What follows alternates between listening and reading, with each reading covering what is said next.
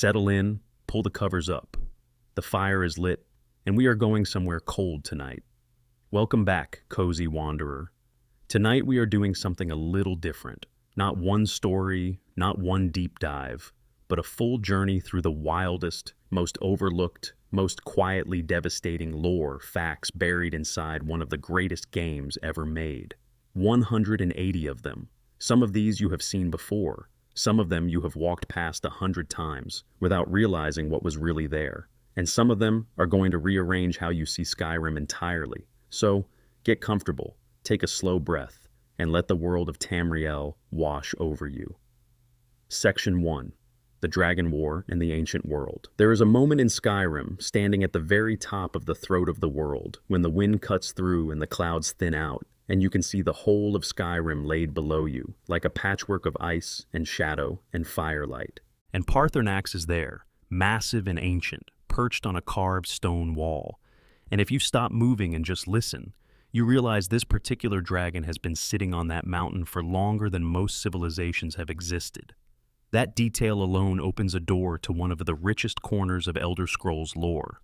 Let us step through it. Fact 1. Alduin was never supposed to conquer anything. The World Eater, the great black dragon who descends on Helgen at the very beginning of the game, is misunderstood even by the people who worship him. Alduin was not created to rule, he was created to end.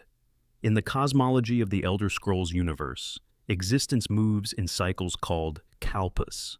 Each kalpa is a full span of creation from beginning to end. When a kalpa completes itself, Alduin's role is to consume the world, clearing the way for a new cycle to begin. He is not a villain in the traditional sense. He is a function of reality, a scheduled event. The universe built him as a broom to sweep the floor at closing time. What actually happened was that Alduin looked at his own power and decided he liked it too much to fulfill his purpose. He delayed the end of the world, not to save it, but because ending it meant he stopped being king. Fact 2. Alduin calling himself the firstborn of Akatosh is a theological claim, not a fact everyone accepts. Imperial scholars tend to blur the line between Alduin and Akatosh, treating them as regional names for the same divine entity. Nordic theologians push back hard on this. Their position is that Alduin is a distinct being, the most powerful of the dragon children of Akatosh, but a separate consciousness entirely. The distinction matters because it changes everything about why his return is a crisis. If Alduin is Akatosh, then stopping him means defying a god of time. If Alduin is just the firstborn who went rogue, then stopping him is correcting a cosmic error. The game deliberately leaves this ambiguous. Both things feel true depending on where you stand. Fact 3. Paarthurnax's name translates to ambition, overlord, and cruelty. This is not flattering. It is not meant to be. When Paarthurnax introduces himself to the Dragonborn at the summit of the throat of the world, he is handing over a confession. Every dragon name is descriptive. Theirs is a language where the word is the thing, where speaking a concept brings it into being. So, when a dragon is named Paarthurnax, they carry that weight in their bones. He spent thousands of years at the top of that mountain, partially because it was the right thing to do, and partially because the only place he could trust himself was somewhere nobody lived. Fact 4. Paarthurnax was Alduin's closest lieutenant before his defection. This is not a case of a bystander having a change of heart. Paarthurnax was second in command of the Dragon War. He directed atrocities. He helped implement the system of fear and tribute that kept humanity crushed under draconic rule. Nordic legend says the goddess Kine herself intervened and turned his heart, sending him to teach the first mortal tongues how to use the Thu'um. Paarthurnax himself admits he is not sure that is entirely accurate. His own account is more complicated. He says Alduin's claim to godhood, the claim that he was not just powerful but divinely supreme, finally broke something in him. Whether Kine pushed him or he arrived there on his own, the result was the same. He taught 3 mortals to speak with the voice, and those 3 mortals changed everything. Fact 5. The first mortal practitioners of the Thu'um were Feldir the Old, Hakon One-Eye, and Gurmlith Golden Hilt. These 3 are the ones who used an Elder Scroll to cast Alduin forward through time at the throat of the world. If you read the Elder Scroll at the Time Wound during the main quest, you actually watch it happen. You stand in the past as a ghost and see Gurmlith die, See Hakon shout until his voice gives out. See Feldir do something that mortals were never supposed to do with an Elder Scroll. The scroll was not used as a weapon. It was used as a door. Alduin did not die that day. He was displaced, and the throat of the world has carried a scar in time ever since. Fact 6. The summit of the throat of the world is literally a wound in time. When those three heroes used an Elder Scroll at that specific location, they tore something in the fabric of linear existence. The summit became a place where past and present blur. Time does not flow normally at the apex. That is why the Elder Scroll the Dragonborn recovers from the Tower of Mizark can be read there and used to witness the original banishment. The wound is still open, thousands of years later. The Greybeards built High Hrothgar below it, not despite what happened there, but because of it. The most powerful act of temporal manipulation ever performed by mortals made that mountain the most spiritually resonant piece of geography in all of Tamriel. Fact 7. The snow at the top of the throat of the world never melts because of that same temporal rupture. The perpetual cold at the summit is not just weather. It is residual magical energy from the Elder Scrolls' use. The snow has absorbed so much ambient enchantment over the millennia that it carries genuine magical properties. It is potent enough to be used as a purifying ingredient. The famous White Phial, an artifact of legendary status, requires the snow gathered at the summit's absolute apex to be filled. That snow, impossibly cold and impossibly ancient, is one of the few things in Skyrim that predates even the ruins. Fact 8. The Dragon War was not just about freedom. It was about theology. When Paarthurnax defected and taught mortals the Thu'um, he did not just hand them a weapon, he handed them an argument. Dragon rule was predicated on the idea that dragons were cosmically superior, that their power was divinely ordained, and therefore their dominance was simply the natural order of things. Paarthurnax, a dragon, denying that premise was philosophically devastating. It was the equivalent of a god looking at a priest and saying, "I am not a god. I am just very old and very powerful." Every dragon who continued fighting for Alduin afterward knew that one of their own kind had declared the premise false. Their continued dominance became an act of force rather than cosmic necessity. And humans, once they understood they were not fighting destiny, but simply fighting power, discovered they could win. Fact 9. The dragon cult began as something genuinely benevolent. This gets lost in Skyrim's presentation of dragon priests as nightmare fuel in ancient tombs. In Atmora, before humans migrated south to Tamriel, the dragon cult operated very differently. Dragon priests were intermediaries between two species. They maintained the peace. Dragons provided magical knowledge and protected the settlements they governed. Humans offered tribute and worship. It worked. There was genuine mutual benefit. The arrangement became something monstrous only after the migration to Tamriel, where Alduin's influence grew more absolute, and the dragon priests became enforcers of an increasingly cruel regime, rather than stewards of a functioning relationship. Fact 10. Dragon priests each served a specific dragon, not Alduin collectively.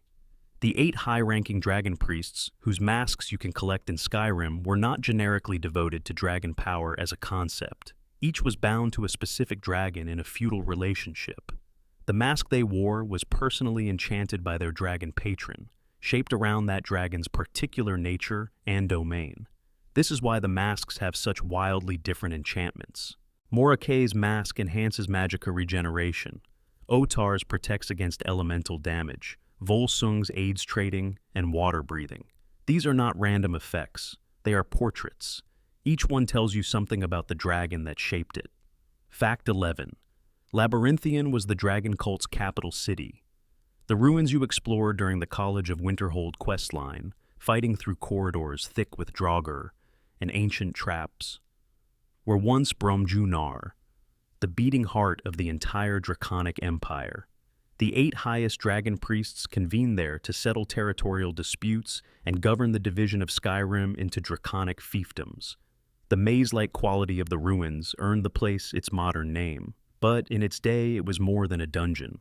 It was a seat of government, a place of ceremony, a location where the most powerful humans in the ancient world gathered at the pleasure of their dragon masters and tried to make the whole terrible arrangement function as smoothly as possible. Fact 12. The Greybeards' founding came from a defeat, not a victory. After the Dragon War ended and dragons were hunted nearly to extinction, Nordic warriors used the Thu'um freely in battle. It was a standard part of military doctrine. Entire armies wielded the voice. Then came the Battle of Red Mountain, where a large force of Nordic tongues suffered a crushing defeat despite their mastery of the voice. One of those tongues was Jurgen Windcaller. He spent 7 years in meditation afterward, trying to understand how people who commanded reality-warping vocalization could lose a battle. His conclusion was unsettling. The defeat was not a failure of technique, it was a failure of philosophy. They had been using the voice as a casual weapon, treating a gift meant for higher purposes as just another tool of war. The way of the voice was born from that humiliation. The Greybeards are proof that sometimes the most profound wisdom arrives wrapped in loss. Fact 13. The Greybeards' summons shook all of Skyrim.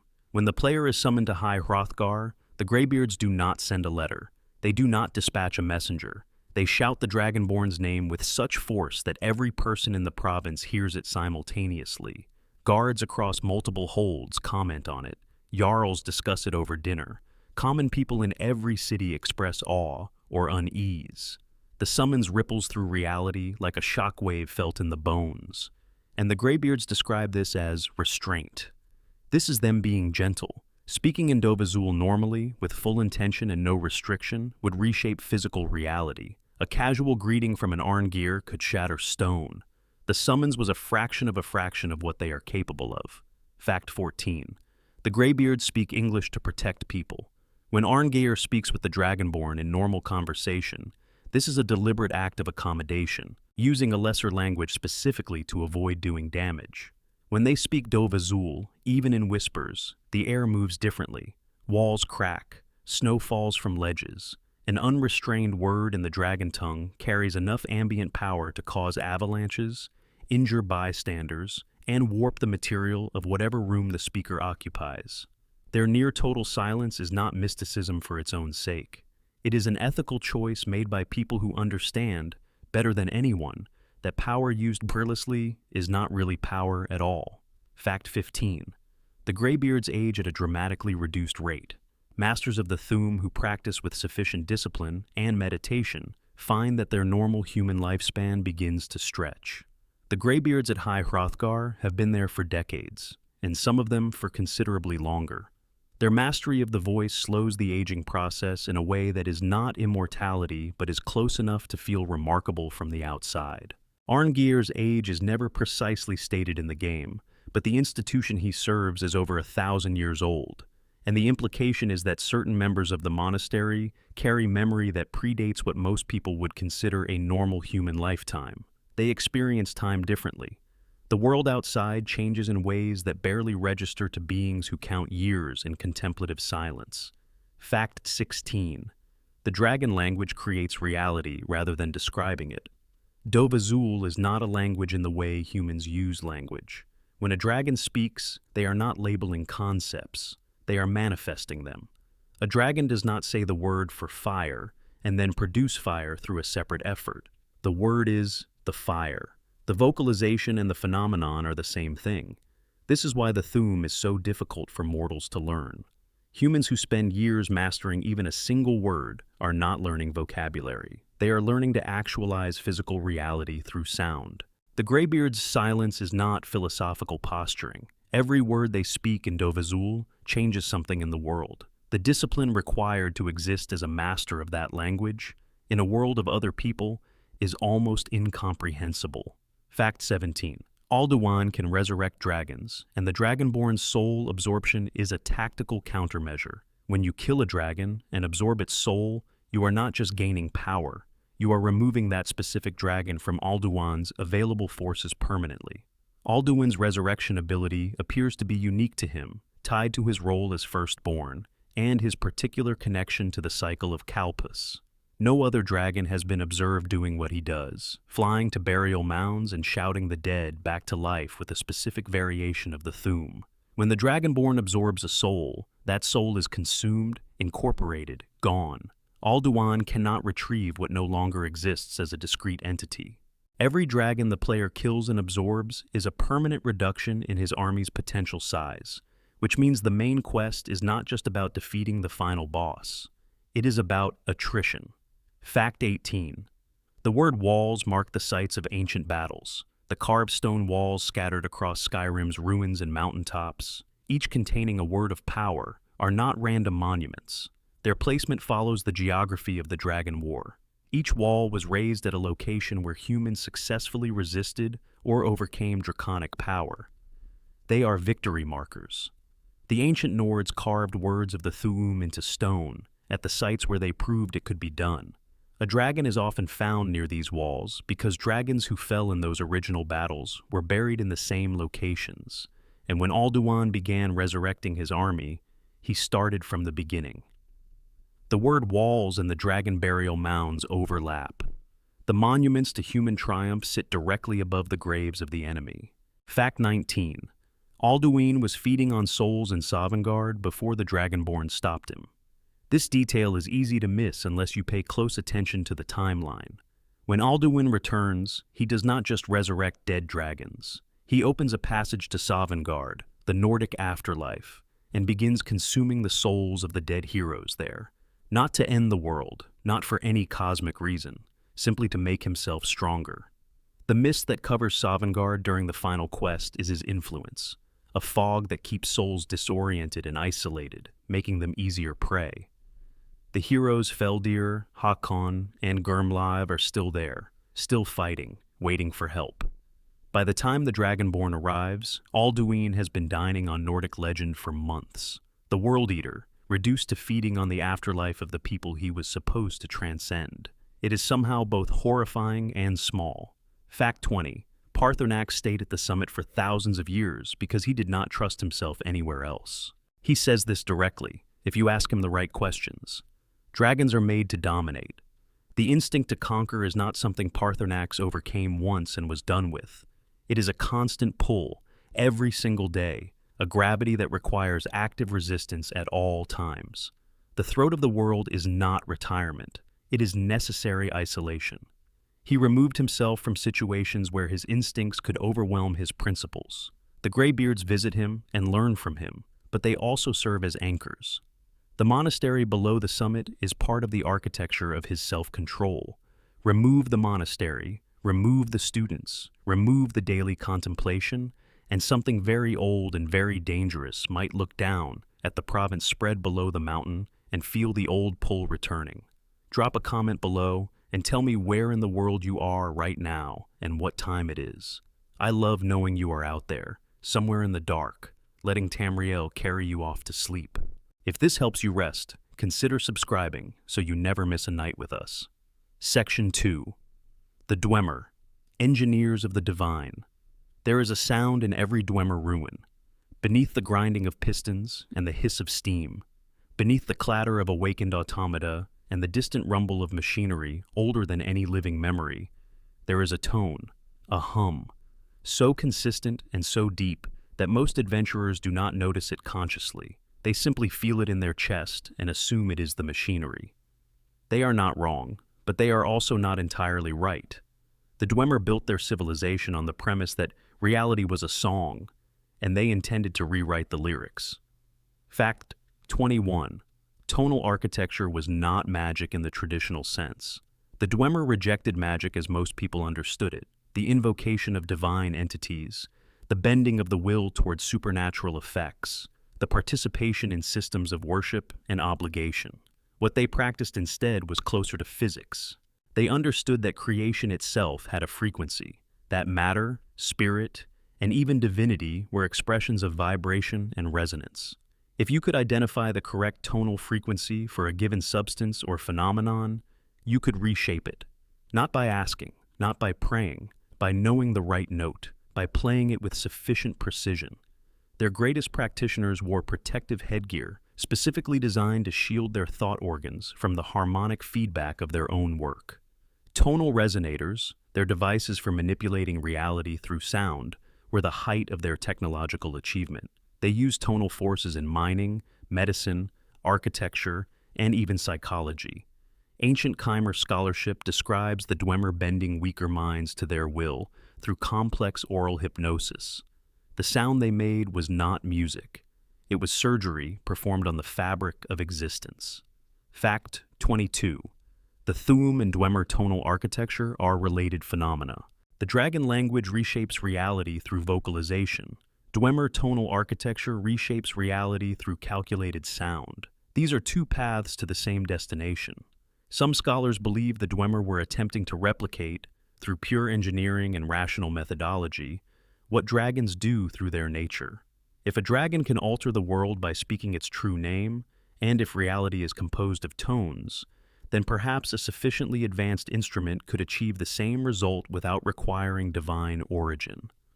The Dwemer may have been trying to build a machine that could do what the Dragonborn does innately. They came closer than anyone realizes. Fact 23. Dwemer automatons are not powered by any mechanism modern scholars can identify. Centurions, spheres, spiders, all of them continue operating thousands of years after the civilization that built them ceased to exist.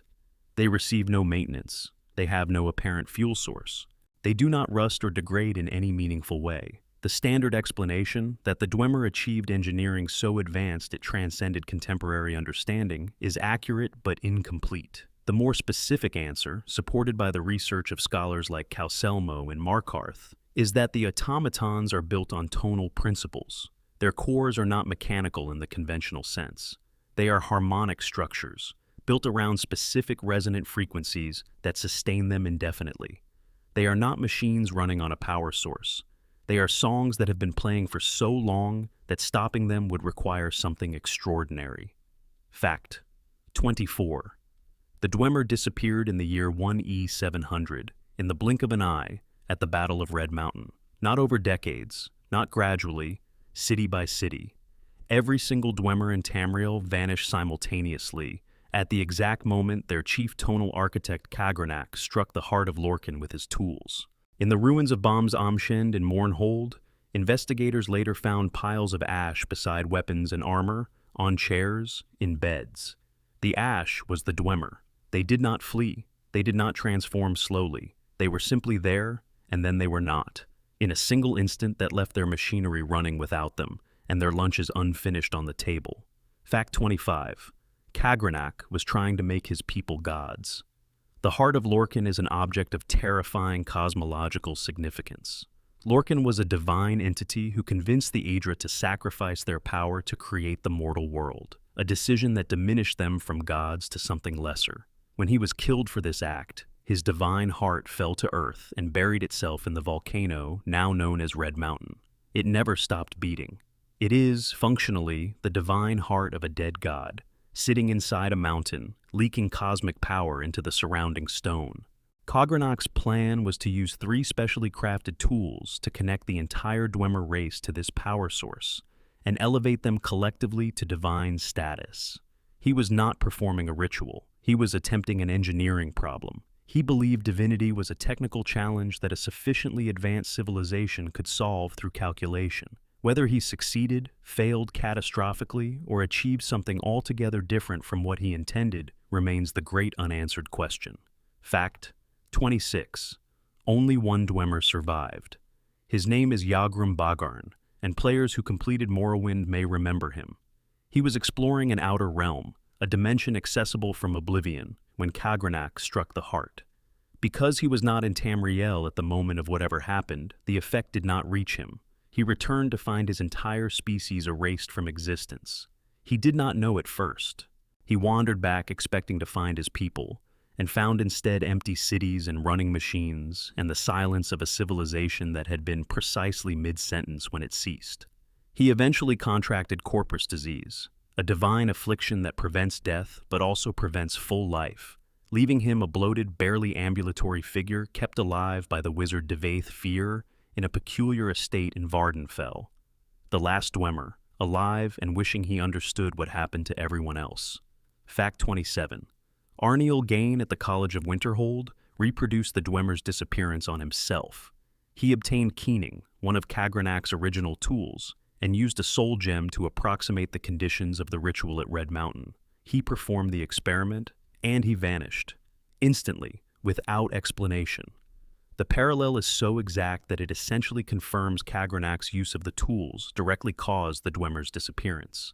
But it also means Arniel suffered whatever fate they suffered. His shade sometimes appears to help the Dragonborn afterward, which suggests he exists in some threshold state, present but not quite in the world, knowing but not quite knowable. Whatever the Dwemer became, Arniel may have become a fraction of it. Fact 28.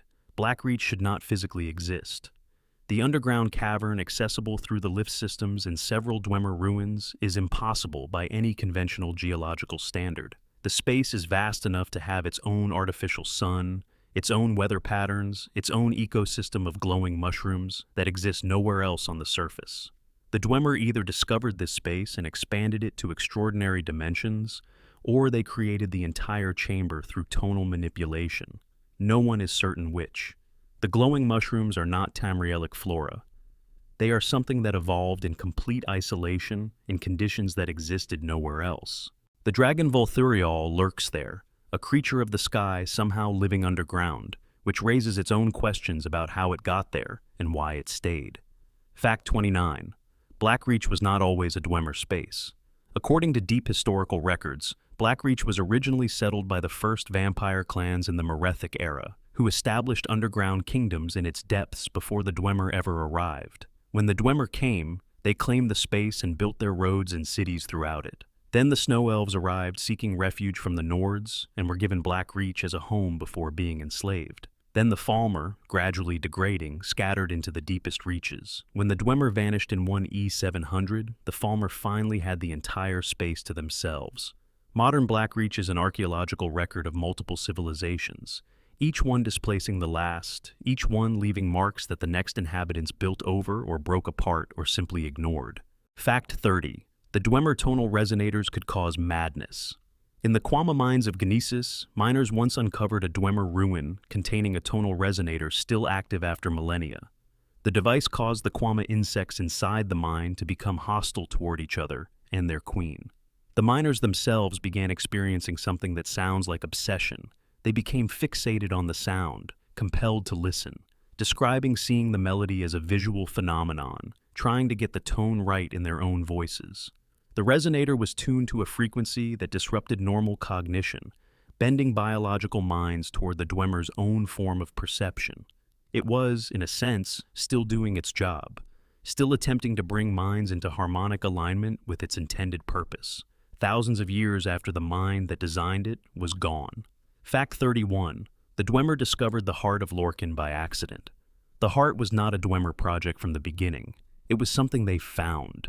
Historical accounts suggest they were excavating deep beneath Red Mountain when their tools struck something that should not have been there, something that hummed with a frequency unlike anything their instruments had previously detected.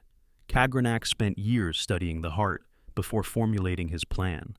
His book, Kagranak's Intention, lays out his philosophical framework for treating divinity as a technical problem, treating godhood as a state that can be achieved through sufficient precision.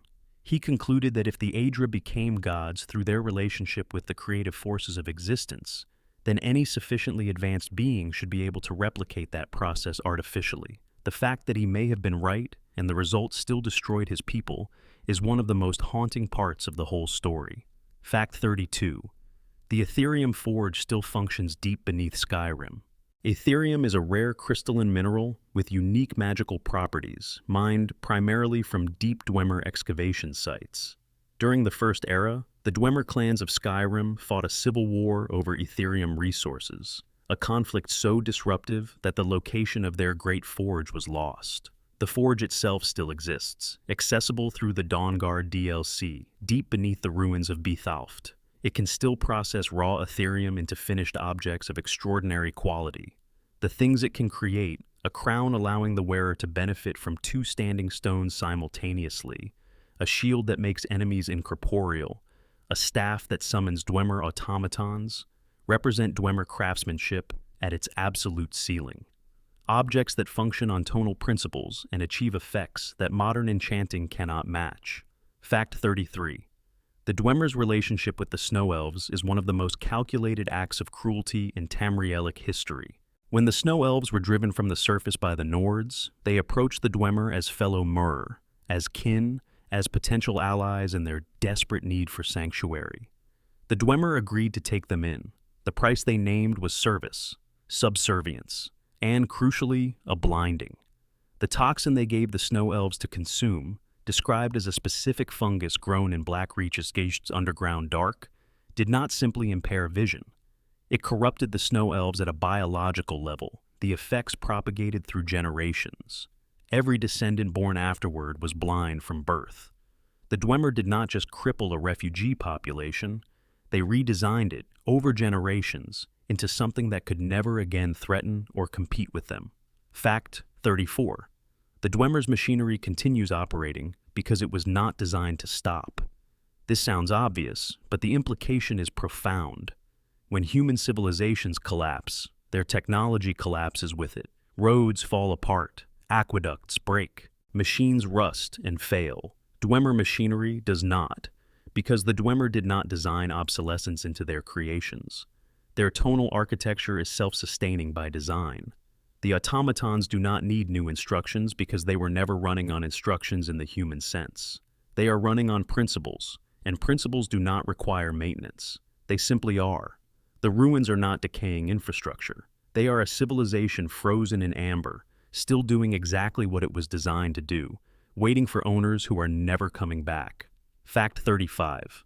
Sothasil drew heavily from Dwemer tonal architecture for his own divine work. Sothasil, one of the three living gods of Morrowind's tribunal, was known to study Dwemer engineering extensively. The clockwork city he built in the depths of the earth shows clear Dwemer influence in its architecture and mechanisms. He refined tonal architecture further, creating devices based on Dwemer research, including improvements to Dwemer tonal forks that could function as tools for divine intervention. This suggests the Dwemer's knowledge was not entirely lost when they vanished. Fragments of it persisted through whoever had been watching them closely enough, taking notes, trying to understand. Whether that makes Sothasil's divine works legitimate expressions of the same principles or appropriations of a lost tradition is a question the Elder Scrolls universe deliberately does not answer cleanly. Fact 36. The lexicon in Alftan grants permanent knowledge when properly interacted with. The Elder Knowledge Quest sends the Dragonborn to find a Dwemer device that can locate an Elder Scroll. The lexicon is that device, and interacting with it as part of Septimus Cygnus's questline grants a permanent perk, Ancient Knowledge, which improves smithing and armor when wearing Dwemer equipment. This is not just a gameplay reward. In the fiction of the world, the lexicon transfers Dwemer knowledge directly into the mind of whoever accesses it. The Dwemer achieved data transfer so advanced that expertise could be imprinted on a nervous system without the decades of study normally required.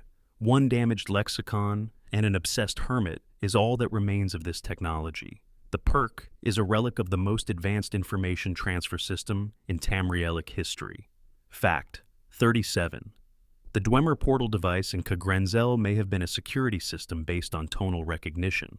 When you approach the strange orb in Kagrenzel, it kills the bandits inside the ruin, but then opens a trapdoor and sends the Dragonborn falling into the cavern below. The bandits are not Dragonborn. They cannot use the Thuum.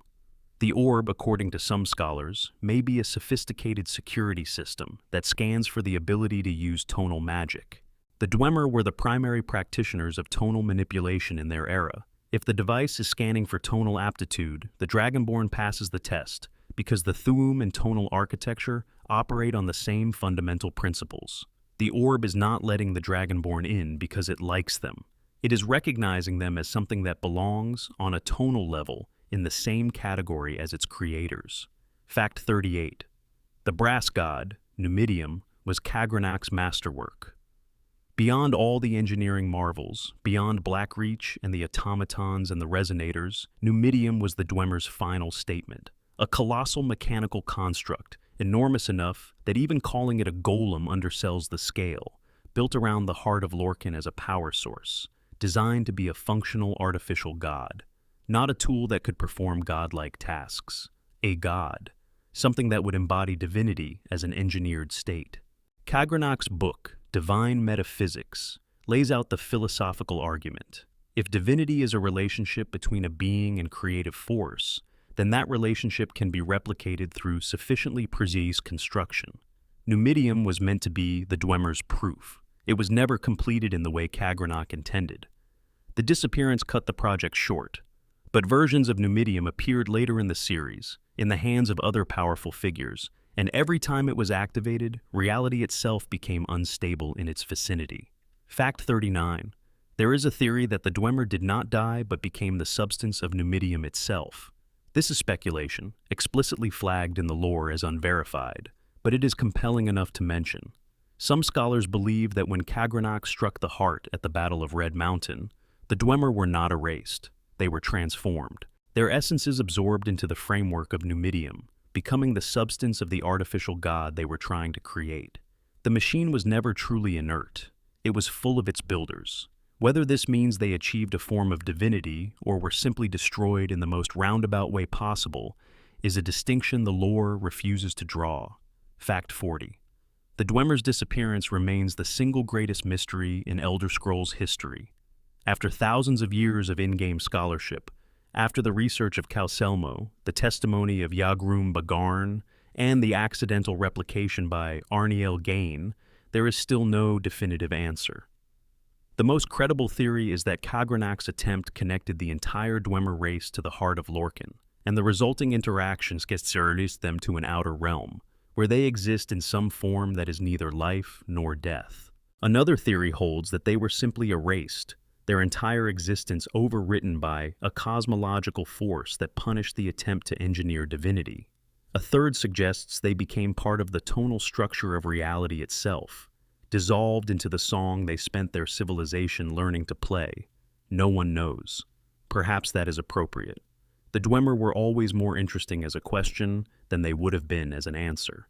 Section 3. The tragedy of the Snow Elves. Not every story in Skyrim ends with a battle won. Some of them end the way most real tragedies do, with a slow, grinding descent from something beautiful down to something barely recognizable. The Snow Elves are Skyrim's most quietly devastating lore thread, a story about what happens when a civilization falls, not in a single dramatic moment, but over generations, each one worse than the last, each one further from what they were. Fact 41. The Snow Elves were the original inhabitants of Skyrim. Before the first Nord ever set foot on the province, the Snow Elves called it home. They were a sophisticated people, deeply religious, with architecture of startling elegance, and a culture centered around pilgrimage to their sacred spaces. The Chantry of Oriel, hidden in the Forgotten Vale, is one of the only surviving examples of their architectural work. If you have been there during the Dawnguard questline, you have walked through the remnants of what they were before everything went wrong. Frozen waterfalls, graceful arches, ice formations shaped with evident care. The Vale is the last clean portrait of Snow Elf civilization. Fact 42. The Night of Tears was not an act of unprovoked genocide. The conventional narrative repeated by Nords throughout Skyrim is that the Snow Elves attacked the Nord settlement of Sarthal for no reason, killing nearly everyone there, and that Ysgramor returned from Atmora with 500 warriors to avenge the massacre. This is partially true. What it omits is why the Snow Elves attacked. Deep beneath Sarthal, the early Nord settlers had uncovered something they should not have: the Eye of Magnus, an artifact of staggering pre-creation power, something that predates the current world and possibly came from a previous one. The Snow Elves knew about its existence. They could not allow such a thing to remain in human hands. The attack on Sarthal was a targeted strike at a dangerous artifact, not a pure act of racial hatred. The civilians who died were, in their view, collateral damage in a magical arms race. That does not make the atrocity less terrible, but it changes the shape of the story. Fact 43. Ysgramor did not return to settle Skyrim. He returned to commit genocide. This is also somewhat obscured by Nordic mythology, which prefers its founding heroes uncomplicated. Ysgramor went back to Atmora after surviving the Night of Tears, gathered 500 of the greatest warriors he could find, and returned with one explicit purpose: the complete destruction of Snow Elf civilization. Not the reclamation of Sarthal, not the establishment of new settlements. Extermination. The 500 Companions, the legendary organization that eventually became the mercenary guild players join in Whiterun, began as a racial elimination force. Their founding purpose was the systematic destruction of an entire people. Nordic culture subsequently mythologized this as heroic conquest. It was heroic from a certain angle in that it required extraordinary courage and capability. It was also something else entirely from another angle. Fact 44. Ysgramor's ship, the Jorvaskr, is the roof of Companions' headquarters in Whiterun. The vessel that carried Ysgramor and the first survivors back to Atmara, and that brought them back when they returned as an army, was dragged inland and built around rather than left on the shore. The Companions literally raised walls in a mead hall beneath the upturned hull of their founding expedition's ship. This makes the Jorvaskr arguably the oldest standing human structure in Skyrim, and one of the oldest anywhere in Tamriel. When you walk into the Companions' main hall, you are standing inside the inverted hull of a ship that carried the ancestors of Nordic civilization to their new home over 5,000 years ago. The ceiling above your head is the keel of human history. Fact 45. The Battle of the Mosring on Solstheim ended with a child killing the Snow Prince. The Snow Elves who survived Ysgramor's campaign were pursued to Solstheim, an island in the Sea of Ghosts. There, at a location called the Moes Ring, they made their final stand. Their greatest warrior, known only as the Snow Prince, killed numerous Norse fighters including Finna's mother, Jofrayr. Finna was 12 years old. She picked up her mother's sword and threw it. The blade pierced the Snow Prince through the chest. One 12-year-old girl, acting from grief rather than training, ended the last organized resistance of Snow Elf civilization.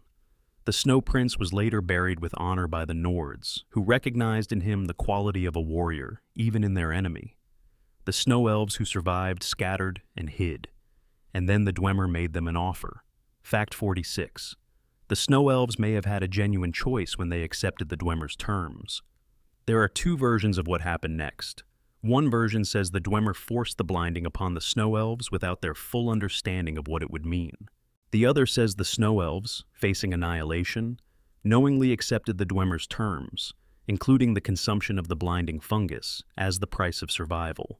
Knight Paladin Gelibor, the only uncorrupted Snow Elf still living, calls those who took the deal simply the betrayed, suggesting genuine deception. The Pocket Guide to the Empire implies the deal was more coerced than chosen. The truth may be somewhere in the middle. A group of desperate people offered survival at a price they did not fully understand, in a moment when any alternative seemed worse. Fact 47. The fungus that blinded the Snow Elves corrupted their biology across generations. It was not a toxin with a temporary effect. Whatever compound the Dwemer cultivated in Blackreach's specific conditions rewrote the Snow Elves at a biological level. The effect did not wear off. It propagated. Their children were born blind, then their children's children, then generations so far removed from the original choice that the word Snow Elf stopped meaning anything to them. The descendants of the betrayed gradually lost not just their sight, but their height, their intelligence, their culture, their language, their memory of ever having been anything other than what they were. They became the Falmer, the hunched, feral, chittering creatures you fight in Dwemer ruins, who seem to have no history, no culture, no awareness of what they once were.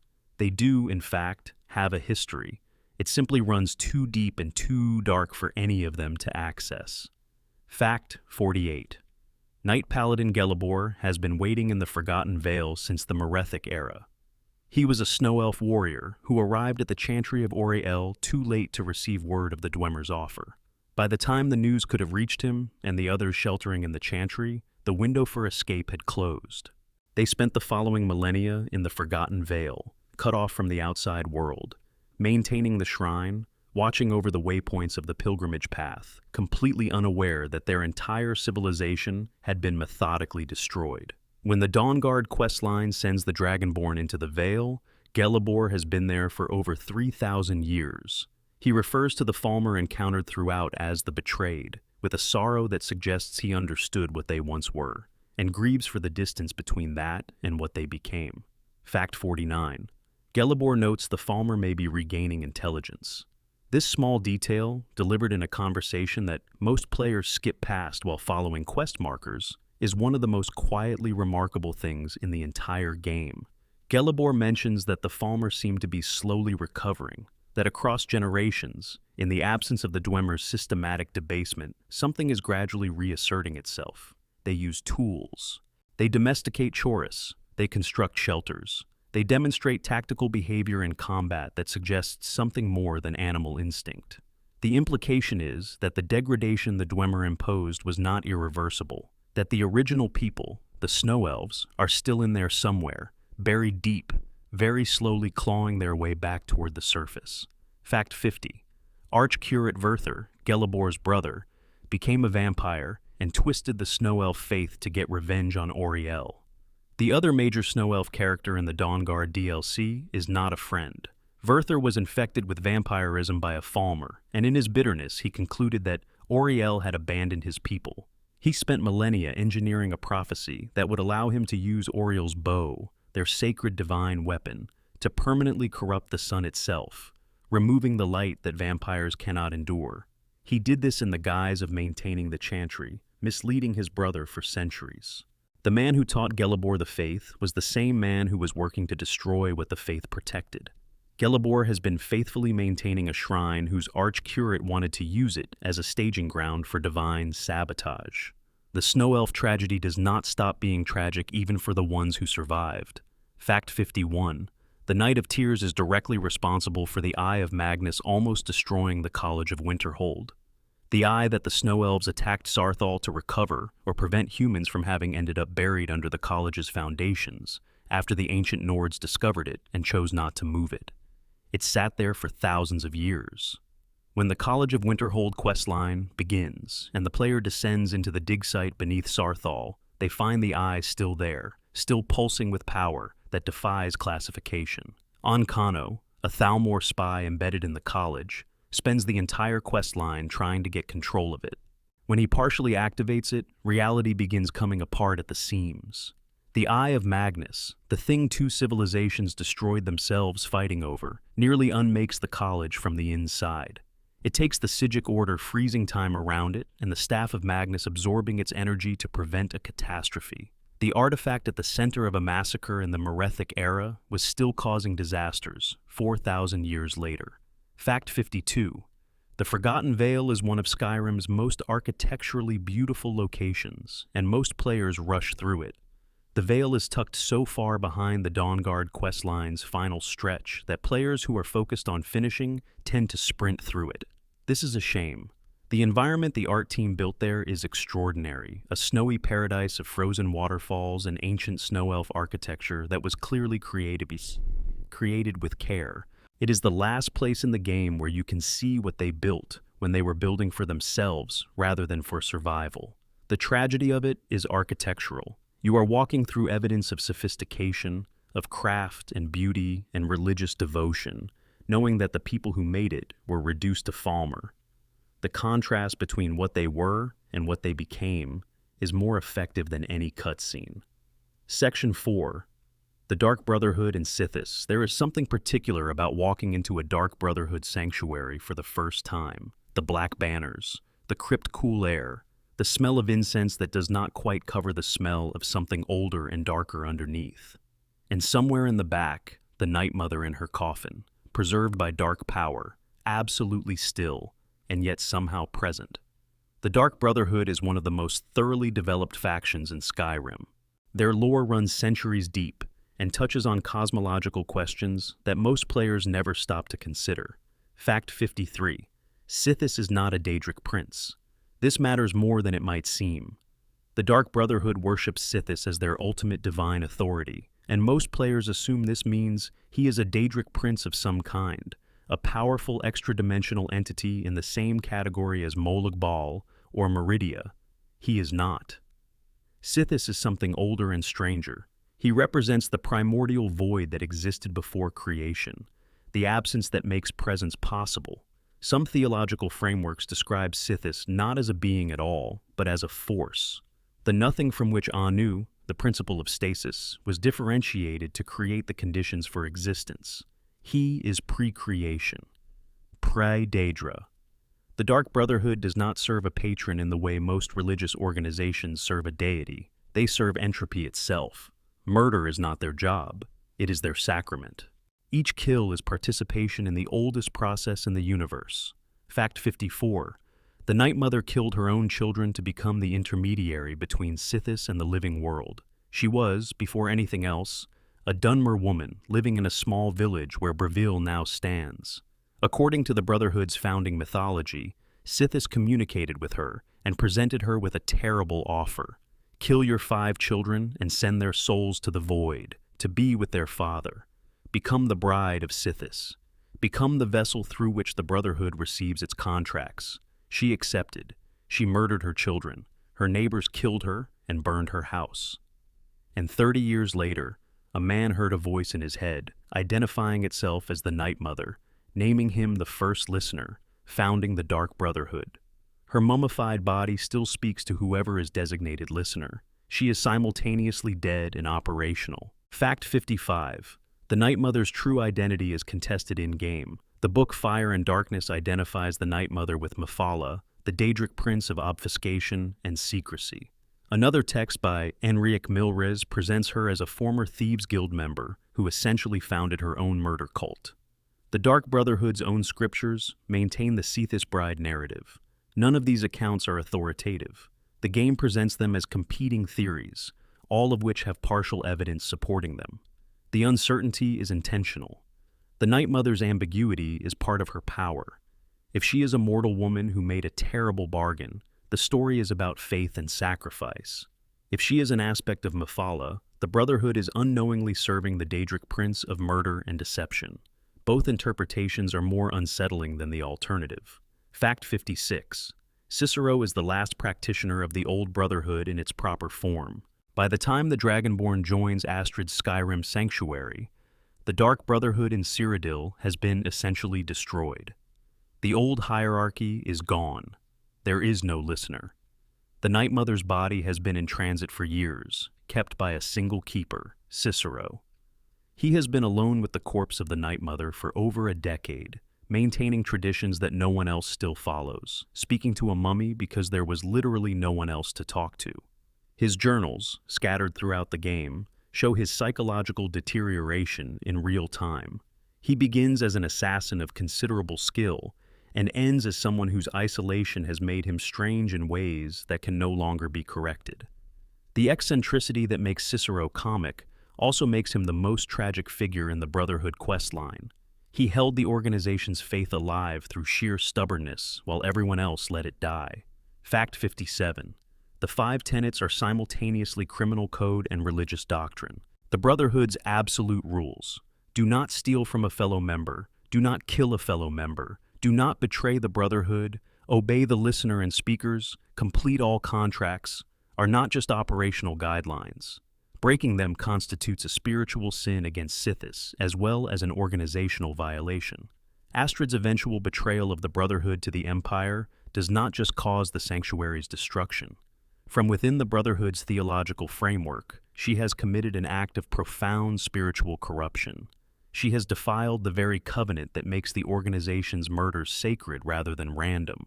The game's treatment of her subsequent fate makes more sense when you understand that she did not just make a tactical error.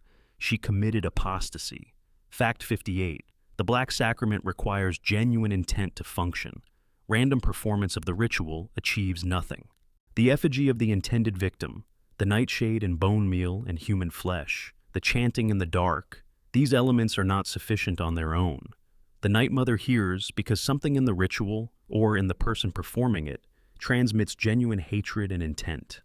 Aventus Aretino, the orphan boy in Windhelm, who summons the Brotherhood to kill Grelad the Kind, spent weeks performing the ritual alone in his dead mother's house. His conviction was absolute. His desperation was genuine, and the Night Mother heard him. The implication is that the sacrament is not magic in the traditional sense, but something more like prayer, effective only when the supplicant truly means it. This also explains why the Brotherhood is not constantly overwhelmed with requests. Most people do not carry genuine death intent. The ones who do are exactly the Brotherhood's clientele. Fact 59. Grelad the Kind is genuinely monstrous. The quest that leads to Aventus's sacrament is often treated as a moral test. Should you kill someone whose crime is cruelty to orphans? The game makes you go look at the situation. Grelod's orphanage, Honor Hall in Riften, is an institution where children are beaten, starved, and threatened with worse if they misbehave or try to escape. Grelod explicitly tells the children no one will adopt them, and they should stop hoping. She is not ambiguously unpleasant. She is systematically destroying the futures of children who have no recourse and no advocates. The authorities ignore her. The Temple of Mara in Riften is aware and does nothing. Aventus, a child who lost his mother and was sent to this place, concluded that the only available option was ritual murder summons. When Grelod dies, the surviving orphans are visibly relieved rather than upset. The moral calculus of that quest is deliberately uncomfortable. Fact 60. The Dark Brotherhood predates the Brotherhood we know in Skyrim by centuries. The organization visible in Skyrim is a depleted remnant of what it once was. The Dark Brotherhood at its peak had sanctuaries in every major province, a fully functional Black Hand hierarchy with a listener and 4 speakers, and a reputation significant enough to be both a genuine criminal enterprise and a theological institution. The questline in Skyrim depicts the rebuilding of something that was nearly destroyed. When the Dragonborn joins, they are not joining a thriving organization. They are joining its last survivors, trying to light the fire again from embers that were almost cold. Fact 61. The Morag Tong predates the Dark Brotherhood and operates on entirely different theological principles. The Morag Tong are Morrowind's legally sanctioned assassination guild, existing since the First Era. They perform writs, court-authorized executions, in service to both the tribunal gods and the laws of Dunmeri society. The Dark Brotherhood split from the Morag Tong centuries ago, rejecting the legal framework and state authorization. The Morag Tong's murders are administered through proper channels, conducted under official sanction and documented. The Dark Brotherhoods are covert, deniable, and conducted in service to Sithis rather than the state. 2 organizations with nearly identical methods, built on opposite philosophies. The Morag Tong believes in structured, lawful death. The Brotherhood believes death is beyond law and beneath order. This distinction makes them natural enemies despite their shared heritage, and explains why the Morag Tong worked to eliminate the Brotherhood wherever it appeared outside of Morrowind. Fact 62. Vampirism has a theological explanation for sunlight damage specific to Skyrim's cosmology. The standard explanation for why vampires burn in sunlight is biological. They cannot tolerate UV radiation or some equivalent magical emission. But in the Elder Scrolls, the sun is not a star. The sun is the largest hole in the fabric of Mundus, the wound left when Magnus, the god of magic, fled the mortal world. The light that comes through it is divine energy bleeding from Aetherius, and a Daedric prince called Ariel, the elven equivalent of Akatosh, sanctified that light against undeath. The sunlight burns vampires not because of radiation, but because it carries an anti-undead blessing baked into it by divine will. The Dawnguard DLC reinforces this by introducing Oriel's bow, which can fire special arrows that darken the sun or enhance its divine properties. The sun is a theological weapon that happens to also be how plants photosynthesize. Section 5. The Companions and what lycanthropy costs. There is a moment in the Companions questline when the Dragonborn is offered beast blood. When the inner circle of the oldest warrior guild in Tamriel, with all the solemnity that tradition demands, offers the ability to transform into something vast and wild, and outside the normal boundaries of humanity. And in the middle of that ceremony, Kodlak Whitemane is not there. Because Kodlak spent years trying to find a cure for the same gift they are offering.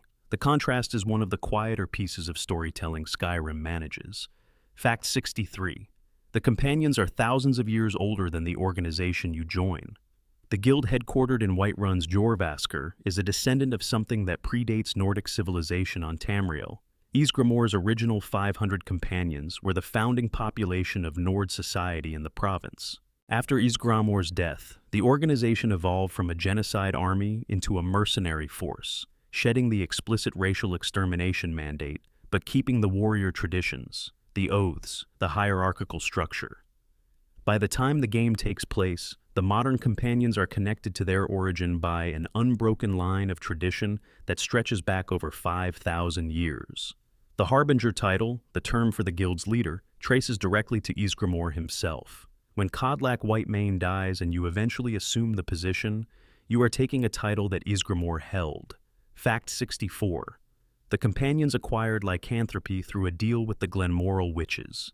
The inner circle of the companions, called the Circle, became werewolves sometime in the late Third Era or early Fourth Era through a ritual facilitated by the Glenmoral Coven, a group of hagravens who deal in transformations and curses. A previous harbinger named Terfig is credited with initiating this arrangement. The specifics of why Terfig wanted this for the Circle are not entirely clear, though the implication is that lycanthropy was seen as a combat enhancement, a way of maintaining the companions' martial edge. The problem, discovered either not at all or too late, was the theological cost. Fact 65. Werewolves cannot enter Sovngarde. This is the central conflict of the companions' questline for Kodlak Whitemane. Sovngarde is the Nordic afterlife, the hall of valor in the realm of Shore, reserved for warriors who died in honorable battle. Getting there requires that the soul be uncorrupted. Lycanthropy claims the soul. When a werewolf dies, Hircine, the Daedric prince of the hunt, takes the soul to his own realm, the hunting grounds. The soul becomes prey for divine hunters forever. For a Nord who values honor above almost everything, and who defines a good death as passage into Sovngarde to feast with the ancestors, the prospect of having your soul claimed by a hunting deity is a form of damnation. Kodlak regards his lycanthropy as a spiritual prison. He does not want to be cured because he dislikes transforming. He wants to be cured because he wants to die on his own terms and reach the afterlife his people believe in. Fact 66. Not all companions want the cure. This is presented without judgment in the quest line, which is one of its strengths. Ayla the Huntress is proud of her beast blood. She tells the Dragonborn directly that she will never seek a cure, that the lycanthropy is a gift, that power should not be refused because of someone else's idea of what the afterlife should look like. Her relationship with her own nature is entirely different from Kodlak's. Both positions are internally consistent. One prioritizes the spiritual traditions of Nordic culture and the specific form of the afterlife they promise. The other prioritizes capability, identity, and the refusal to be defined by a fate someone else chose. The companion storyline does not tell you which of them is right. It shows you both and leaves the evaluation to you. Fact 67. Ysgramor's axe, Wuthrad, is central to Nord identity in a way that most players underestimate. The Silver Hand steals the fragments of Wuthrad, specifically because of what the axe represents. Ysgramor was the founder of Nordic civilization in Tamriel. His axe was not just a weapon, but a symbol of the entire enterprise, the founding moment made material. The Silver Hand taking the fragments is an act of historical desecration. Reassembling the axe and defeating the Silver Hand is not just a revenge arc. It is the restoration of a cultural artifact with the symbolic weight of the founding of civilization. When the Dragonborn eventually uses the reassembled Wuthrad at Ysgramor's tomb to purify Kodlak's spirit, they are using the founder's own weapon in a ceremony that connects the guild's present to its deepest roots. Fact 68. The Circle's lycanthropy was kept secret from the general membership for years. Regular companions had no idea that the people training them, leading them, giving them quests and evaluating their progress were werewolves. The Silver Hand discovered this secret and used it as justification for attacking the companions. The revelation that a warrior organization founded on honor and tradition had been secretly maintaining a supernatural blood curse through a deal with hagravens is a significant reputational problem. The companions' response to being discovered was to fight the Silver Hand, not to explain or justify themselves. The questline does not spend much time on what the non-Circle members make of all this, which is itself interesting. Either they trust the Circle enough not to ask, or they have been carefully not noticing for a long time. Fact 69. The Harbinger title is deliberately not a leadership title. The companions are explicitly not a hierarchical organization in the conventional sense. The Harbinger leads by example and by wisdom, not by authority.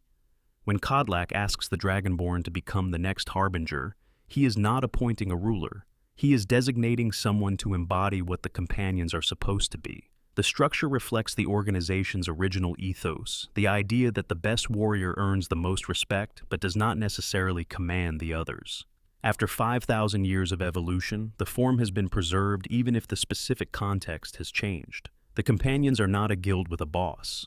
They are a tradition with a living standard-bearer. Fact 70, giants and mammoths maintain symbiotic relationships that the companions never interfere with.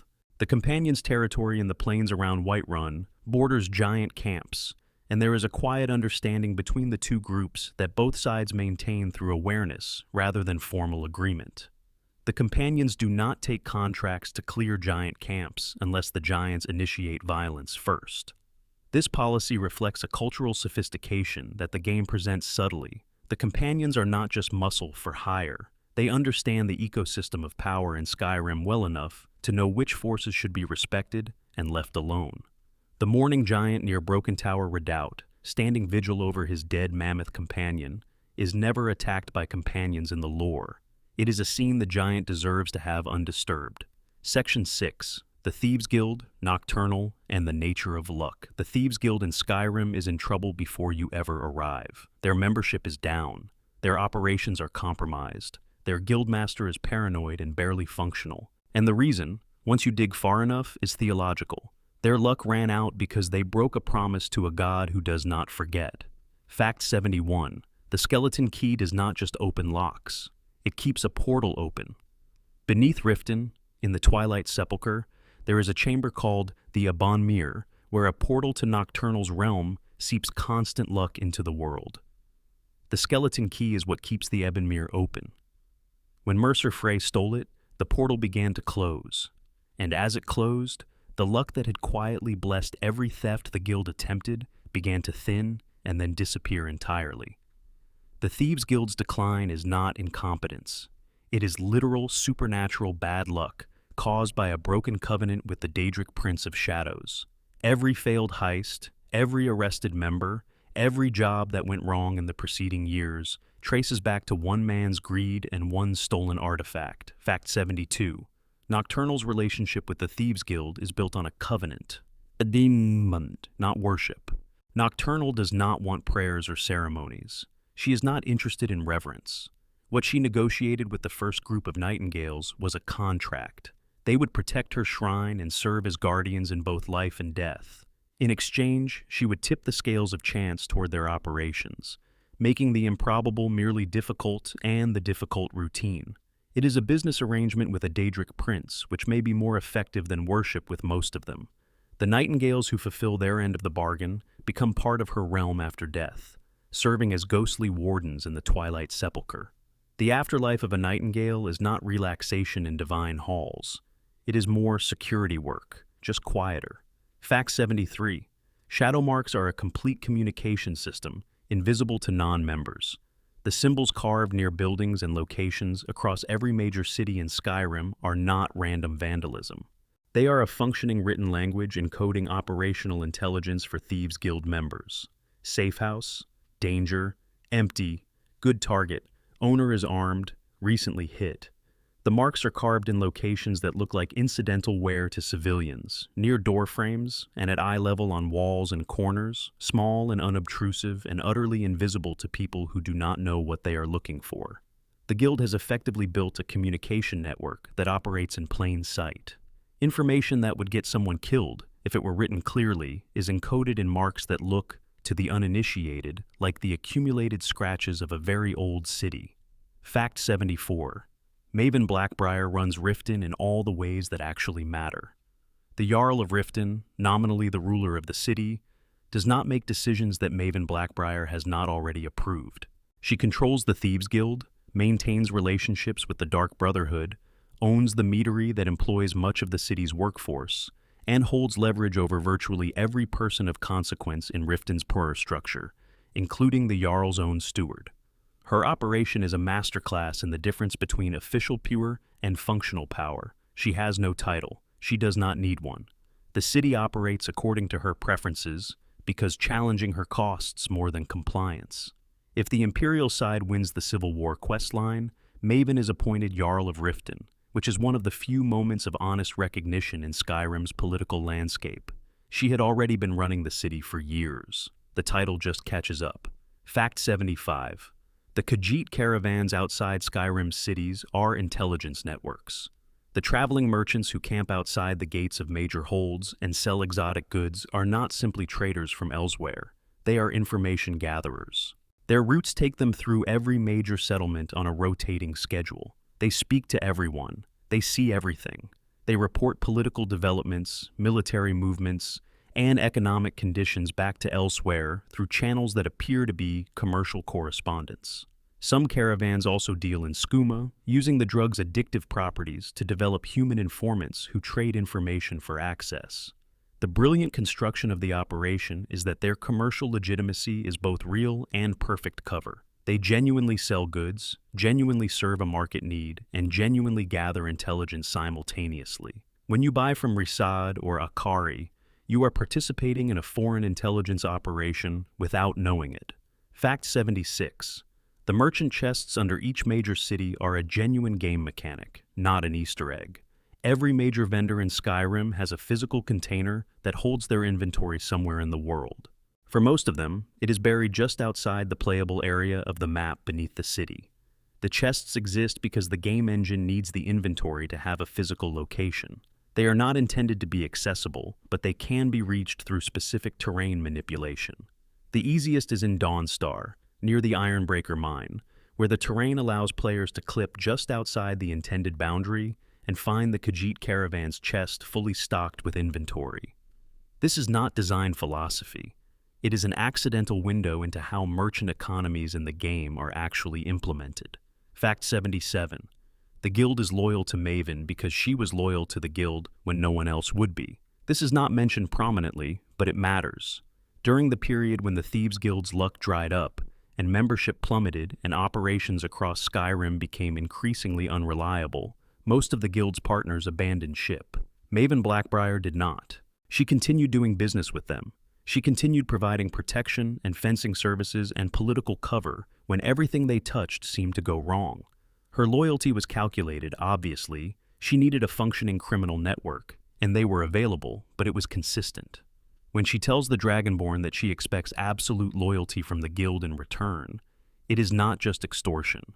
It is a bill coming due for years of support during the worst period in the organization's modern history. Fact 78. Brynjolf cannot be killed, and this has an in-universe explanation, sort of. From a pure game mechanics standpoint, Brynjolf is an essential character, and the engine will not allow him to die. But players who pay attention to the lore note that he became a Nightingale along with the Dragonborn and Carlia, meaning Nocturnal has a stake in his continued existence.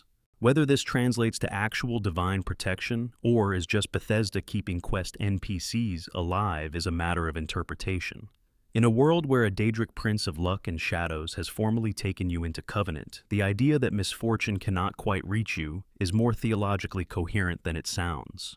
Section 7. Daedric Princes and Their Designs. The Daedric Princes are not gods in the way that word is usually used. They are not all-powerful, they are not omniscient, they do not intervene in mortal affairs for benevolent reasons. They are extra-dimensional beings of enormous power, each one the embodiment of a particular concept or domain, each one with goals that serve themselves rather than the mortals who seek their favor. Getting involved with any of them is a transaction, and the terms are always stranger than they appear. Fact 79. Hermaeus Mora is arguably the most dangerous Daedric prince, not the most obviously threatening. Molag Bal chains souls.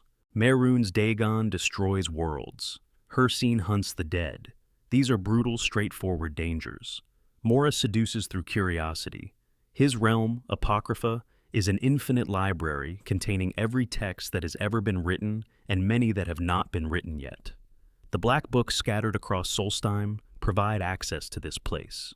Readers gain extraordinary knowledge and power. They also, gradually, become bound to Mora's service. He does not take unwilling captives. He offers scholars and mages exactly what they desire most, complete knowledge, and watches them walk into his realm of their own volition. By the time they understand the transaction, they are already too deep in his debt to leave.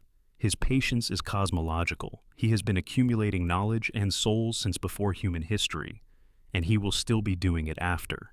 Fact 80. Miraak, the first Dragonborn, was Mora's prisoner for thousands of years. Before Alessia, before the first empires, there was Miraak, a dragon priest who discovered his dragonborn nature and began using it against his own masters. Another dragon priest named Valok discovered his betrayal and confronted him. Their battle was so catastrophic that it literally tore Solstheim away from the Skyrim mainland, reshaping geography through raw magical collision. Valok won. Miraak, rather than dying, was taken by Hermaeus Mora into Apocrypha. He spent millennia there, studying, reading, accumulating power, developing shouts that would never exist in Skyrim because they came from forbidden knowledge in an infinite library. When the Dragonborn DLC begins and he starts reappearing in Solstheim's dreams, he has been in Mora's library for longer than most of Tamriel's civilizations have existed. Fact 81. Meridia was once a Magna Gae, not a Daedric prince. This distinction matters cosmologically. The Magna Gae were the deities who participated in the creation of Mundus and then fled when they realized creating the mortal world was draining their divine power. They tore holes in reality and escaped to Aetherius. The stars are those holes. Meridia was supposed to flee with them. She chose not to. She became fascinated with what she had helped create and refused to abandon it, a decision the other Magna Gae considered aberrant enough that she was eventually cast out. She became neither traditionally Aedric nor traditionally Daedric. Her hatred of undeath comes from her original association with life and light. She helped make living things. Necromancy and vampirism are, to her, desecrations of her own work. Fact 82. Sheogorath in Skyrim is almost certainly not the original Sheogorath. The Sheogorath players meet in the mind of King Pelagius during the Wabbajack questline is subtly different from depictions of the Mad God in earlier lore. He seems slightly more coherent, slightly less fundamentally unhinged, more like someone playing the role than someone who is the role. The references during the quest point strongly to the possibility that this is the hero of Kvatch from Oblivion, who performed a process called mantling at the end of the Shivering Isles expansion. Mantling means becoming an entity so completely that reality cannot distinguish the original from the copy. If the hero performed the role of Sheogorath with sufficient perfection, they could actually become Sheogorath. The cosmos, confronted with an entity that acts exactly like a Daedric prince and fills the role completely, simply accepts it. The awkward detail is that the hero of Kvatch was a mortal, a couple of decades before the events of Skyrim. The Mad God reigning over chaos and running a rather good cheese shop is a former adventurer who accidentally became divine. Fact 83. The ebony blade grows stronger through betrayal specifically. It does not become more powerful through combat. It does not scale with skill or levels in the conventional sense. It requires being used to murder people who trusted the wielder. Companions, followers, spouses, friends. The more intimate the betrayal, the more the weapon drinks. It was crafted by Mephala, the Daedric prince of lies, secrets, and the webs that connect people and the cuts that sever those connections. The blade does not reward violence. It rewards the specific act of turning against someone who depended on you. Using it to full capacity means becoming, by definition, a betrayer, not a killer. A betrayer. The moral distinction is the point. Fact 84. The Wabbajack's randomness is philosophically coherent.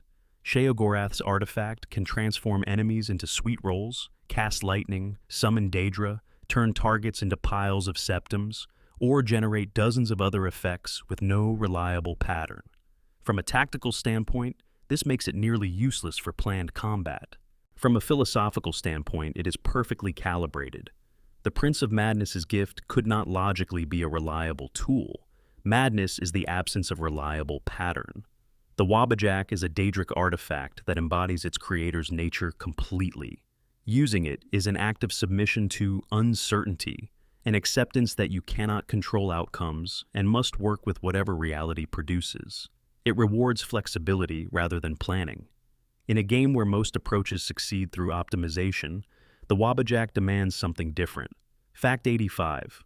Namira rewards cannibalism, and the ring is mechanically functional. The quest given by the Daedric Prince of Darkness and Revulsion involves joining a group of cannibal feasters in Markarth's Hall of the Dead.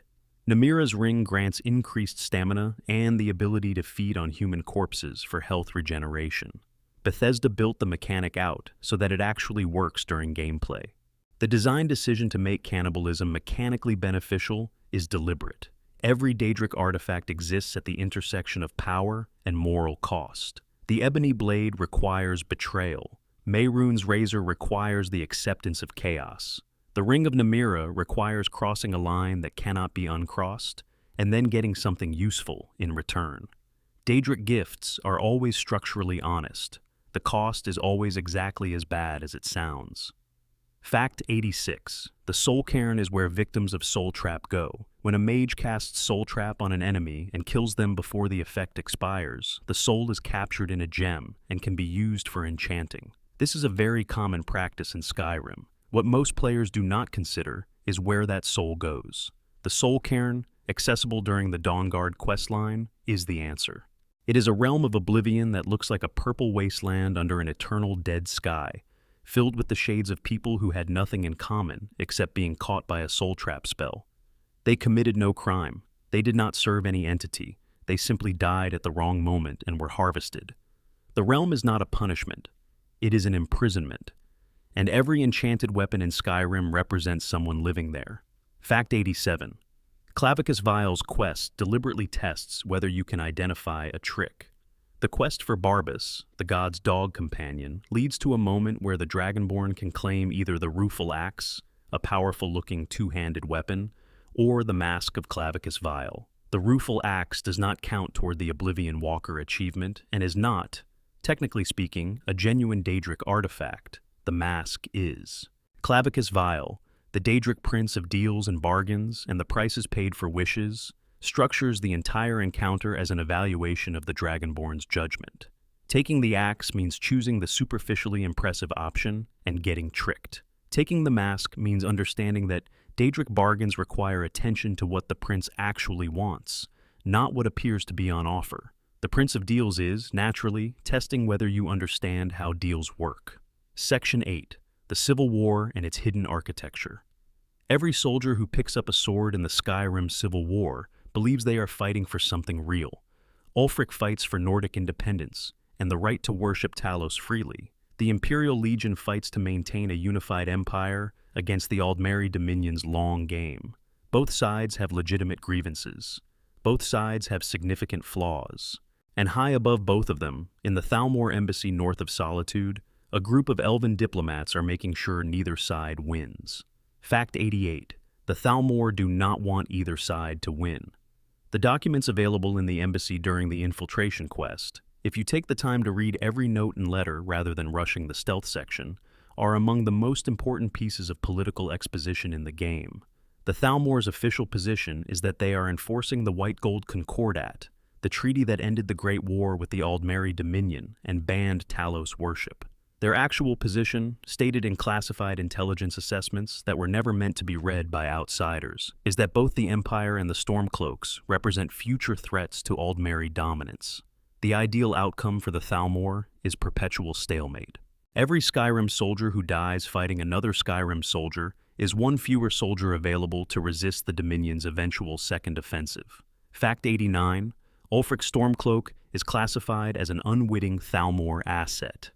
This is in those documents.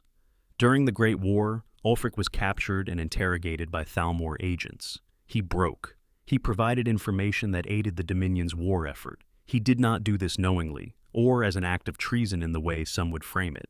He was a prisoner under severe pressure, and he gave information to stop the pain. The Thalmor have since been subtly manipulating his actions, using his genuine passion and authentic rage as a lever to keep the conflict in Skyrim running. Ulfric's rebellion serves the Aldmeri Dominion. He does not know this. The fact that he does not know is precisely what makes him useful. A sincere man, fighting with complete conviction for a cause he genuinely believes in, is a perfect instrument for someone willing to quietly adjust the conditions around him. Fact 90. The White Gold Concordat was designed to generate resentment. The Thalmor negotiated the treaty that ended the Great War, with specific terms calibrated to be humiliating. The ban on Talos worship strikes at the heart of Nordic religious identity. Talos, the divine ascended from the man Tiber Septim, is the most beloved of the nine divines in Nordic culture. Banning his worship is not just a political imposition. It is a calculated insult. The Thalmor knew this. They wanted the treaty enforced by imperial soldiers on imperial citizens, specifically so that Nords would blame the empire for the religious suppression. The mechanism for generating the Civil War was built directly into the peace terms of the Great War. Every Stormcloak soldier fights for reasons the Thalmor engineered. Fact 91. Ulfric killed High King Torrig using the Thuum. The jewel that started the Civil War was, according to some perspectives, not a jewel at all. Ulfric challenged Torrig to single combat in the ancient Nordic tradition. Torrig was honor-bound to accept. In the duel, Ulfric used the voice, a reality-warping shout that physically knocked the young king to the ground and left him helpless. He then killed him with a sword. The Stormcloak position is that using all available tools in a warrior tradition is legitimate. The Imperial position, and the position of many Nords who should theoretically support Ulfric, is that bringing the Thuum against someone who had no defense against it made the concept of a duel meaningless.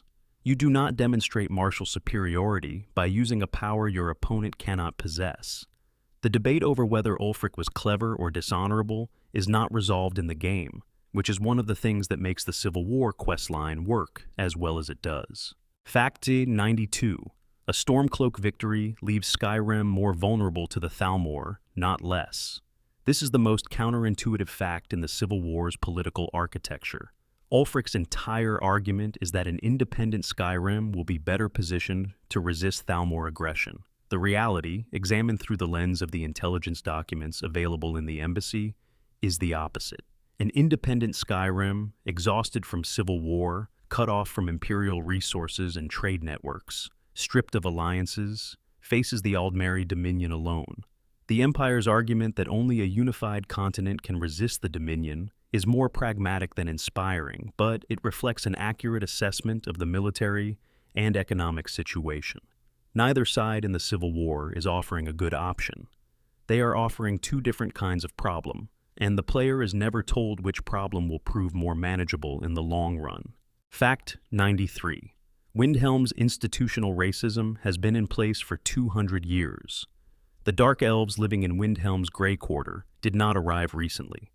They came as refugees after the Red Year of 4E5, when Red Mountain erupted and devastated Morrowind. That was 200 years before the events of Skyrim. Multiple generations of Dark Elves have been born in Windhelm, knowing nothing of Morrowind except as their grandparents' stories. They are not immigrants. They are residents whose grandparents were immigrants.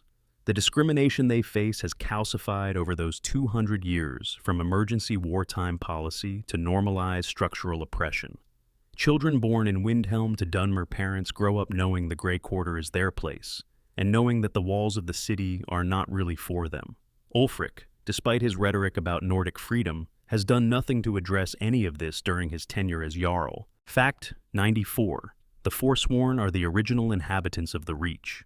The violent insurgent group that attacks anyone in the Reach, dismissed by most Nords as dangerous savages or foreign threats, are the descendants of the original Breton and Reachman population who lived in the area long before Nordic conquest. Their rebellion is not random violence. It is a territorial claim by a displaced population fighting to reclaim land that was taken from them. During the Markarth incident, Ulfric Stormcloak temporarily allowed Talos worship in the Reach in exchange for Reachman help retaking the city, then broke his promise once the Reach was secured. The betrayal of that agreement radicalized moderate Reachmen into joining the violent Forsworn movement. They are simultaneously terrorists who kill innocent people and indigenous people fighting for their homeland. The game presents this without insisting on either framing. Fact 95. The Jagged Crown is not just a military objective. It's a symbol of pre-imperial Nordic identity.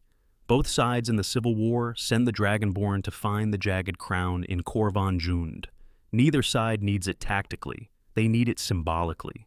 The crown predates the unified kingdom of Skyrim and represents power from the era of warring clans before any single High King existed. Whoever holds it can claim a connection to authentic, pre-imperial Nordic authority. The crown means, I am not a ruler by imperial appointment or by coalition of jarls. I have a connection to something older. Both the Empire and the Stormcloaks understand that symbolic legitimacy is its own kind of power, distinct from military force and political alignment, and the crown represents both sides' genuine desire to be the authentic expression of what Skyrim is. Fact 96. Neither the Empire nor the Stormcloaks have a complete picture of the Thalmor's goals. Imperial officers know the Thalmor are politically manipulative. Stormcloak officers know the Thalmor are hostile. Neither side has access to the classified intelligence assessments that describe how comprehensively the Thalmor have engineered the current conflict.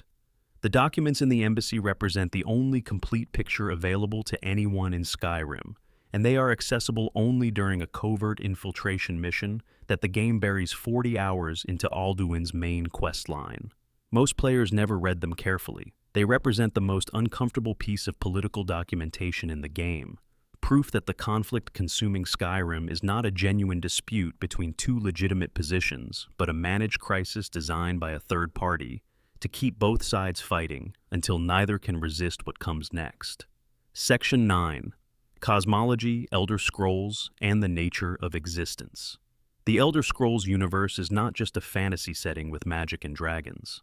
It is a fully developed cosmological system with its own physics, its own theology, its own theory of consciousness and time, and the nature of divinity. The deeper you go, the stranger it gets, and the stranger it gets, the more coherent it becomes. Fact 97. The stars are holes in reality. Nordic cosmology understands the night sky as wounds in the fabric of Mundus, the mortal world. The sun is the largest wound, left by Magnus when he fled creation. The stars are smaller punctures from the Magna who followed him. Light from stars is magical energy bleeding through from Aetherius, the divine realm beyond. Magica flows into Mundus through these stellar openings, which means every mage drawing on magical power is drawing, at some remove, on divine energy leaking through the escape routes of gods who abandon creation. The stars are not distant suns. They are the places where the gods ran away, still leaking the power of what they fled from. Fact 98. Kalpas are complete cycles of creation and destruction. The Elder Scrolls universe does not have a single history. It has many histories, each one a complete cycle called a kalpa. Each kalpa begins with creation and ends with Alduin consuming what was made, clearing space for the next cycle. The mortals living in any given kalpa have no memory of previous ones, but the Elder Scrolls, the mysterious artifacts that record all possible futures and pasts, contain information from across multiple cycles. This is why reading an Elder Scroll causes blindness in mortal eyes. The scrolls do not contain one future. They contain all possible futures from all possible cycles. More information than a mortal mind can hold without the structure of perception breaking down. Fact 99. Mantling is a legitimate path to divinity in Elder Scrolls cosmology. Becoming a god is not restricted to divine birth or specific ritual in the Elder Scrolls. Another method, called mantling, involves performing the role of a divine entity with such completeness that the cosmos accepts you as the genuine article. The person mantling must become the entity they are imitating in every relevant way: their domain, their behavior, their relationship with their plane and their followers. If the performance is perfect enough, reality cannot distinguish the copy from the original and simply accepts the replacement. Tiber Septim is believed to have mantled Lorcan in achieving his apotheosis. The hero of Kvatch mantled Sheogorath. The implication is that divinity is not a state conferred by other gods, but a role that can be filled by anyone capable of filling it completely. Fact 100. Dragonborn individuals appear throughout history at cosmologically critical moments. The player character is not the first Dragonborn, and not an anomaly. The power manifests in different individuals at different historical junctures, consistently in situations where a threat to civilizational continuity exists that ordinary power cannot address. The first historically documented Dragonborn is Alessia, a slave woman who led the first human rebellion against elven slavery and established the first empire. The 8 divines blessed her with dragon blood so she could lead a revolution. The line of Dragonborn emperors that followed was eventually replaced by rulers who lacked the gift. The last Dragonborn appearing in the era of Alduin's return is not random. It is the gift appearing when it is needed again. Fact 101. Akatosh and Oriel are the same being seen through different cultural lenses. The imperial dragon god of time and the elven ancestor god, Oriel, are the same entity, expressing its nature through different cultural frameworks. When Alessia founded the First Empire and established the Eight Divines, she created a religious synthesis that combined human and elven deities into a unified pantheon.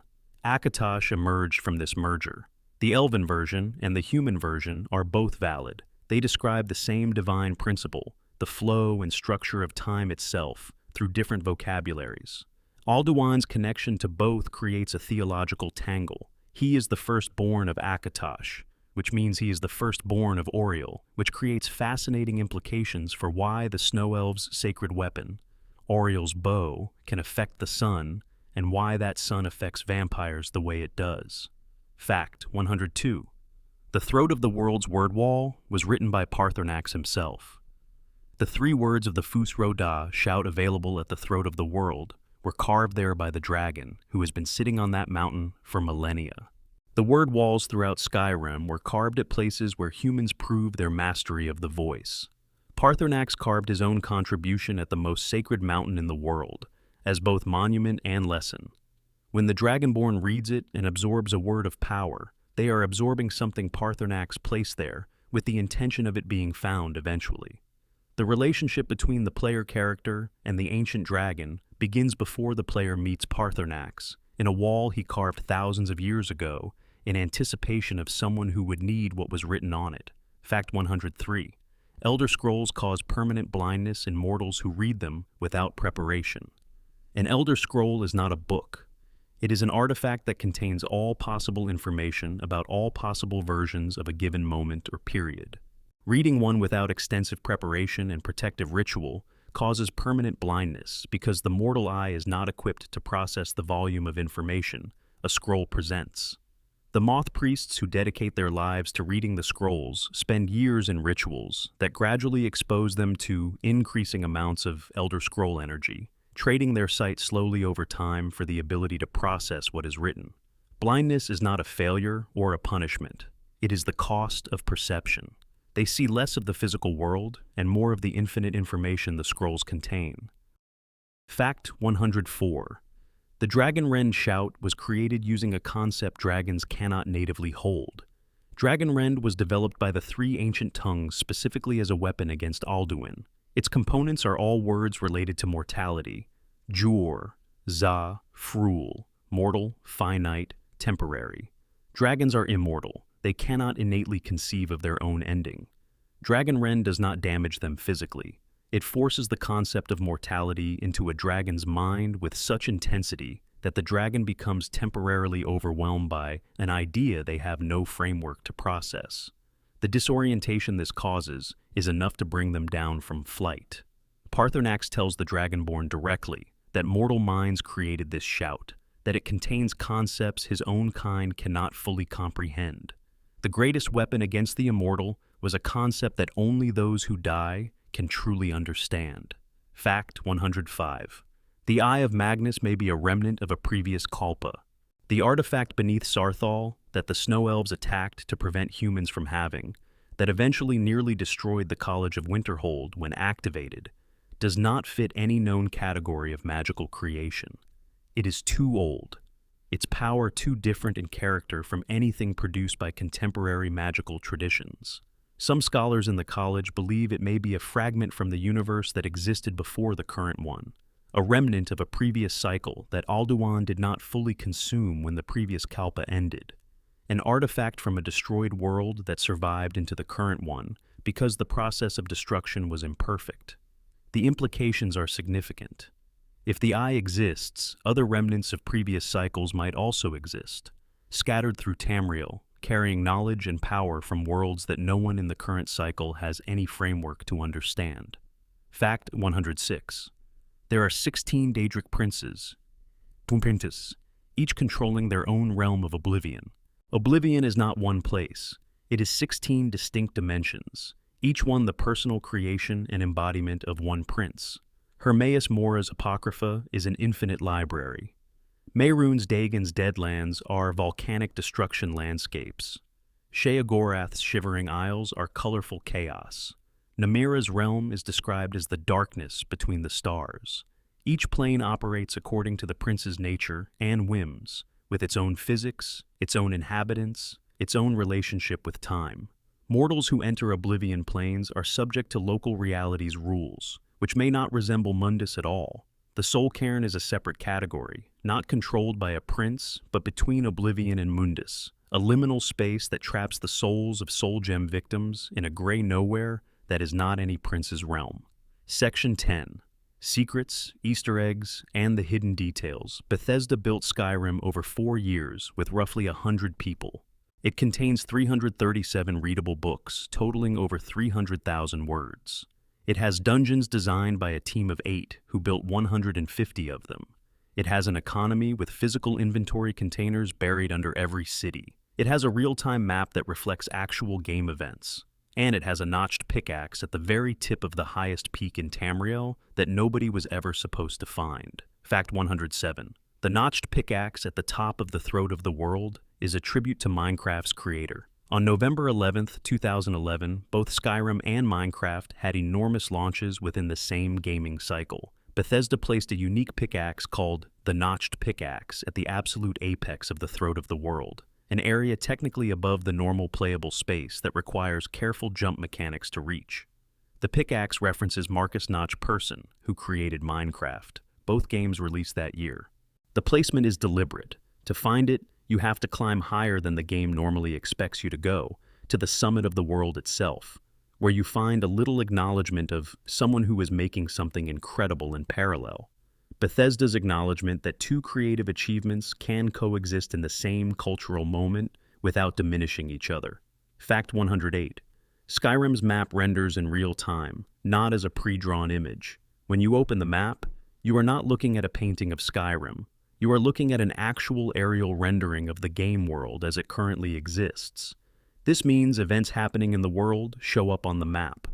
Absorbing a dragon soul creates a visible orange glow, visible from map view. Major spell effects can be seen from above.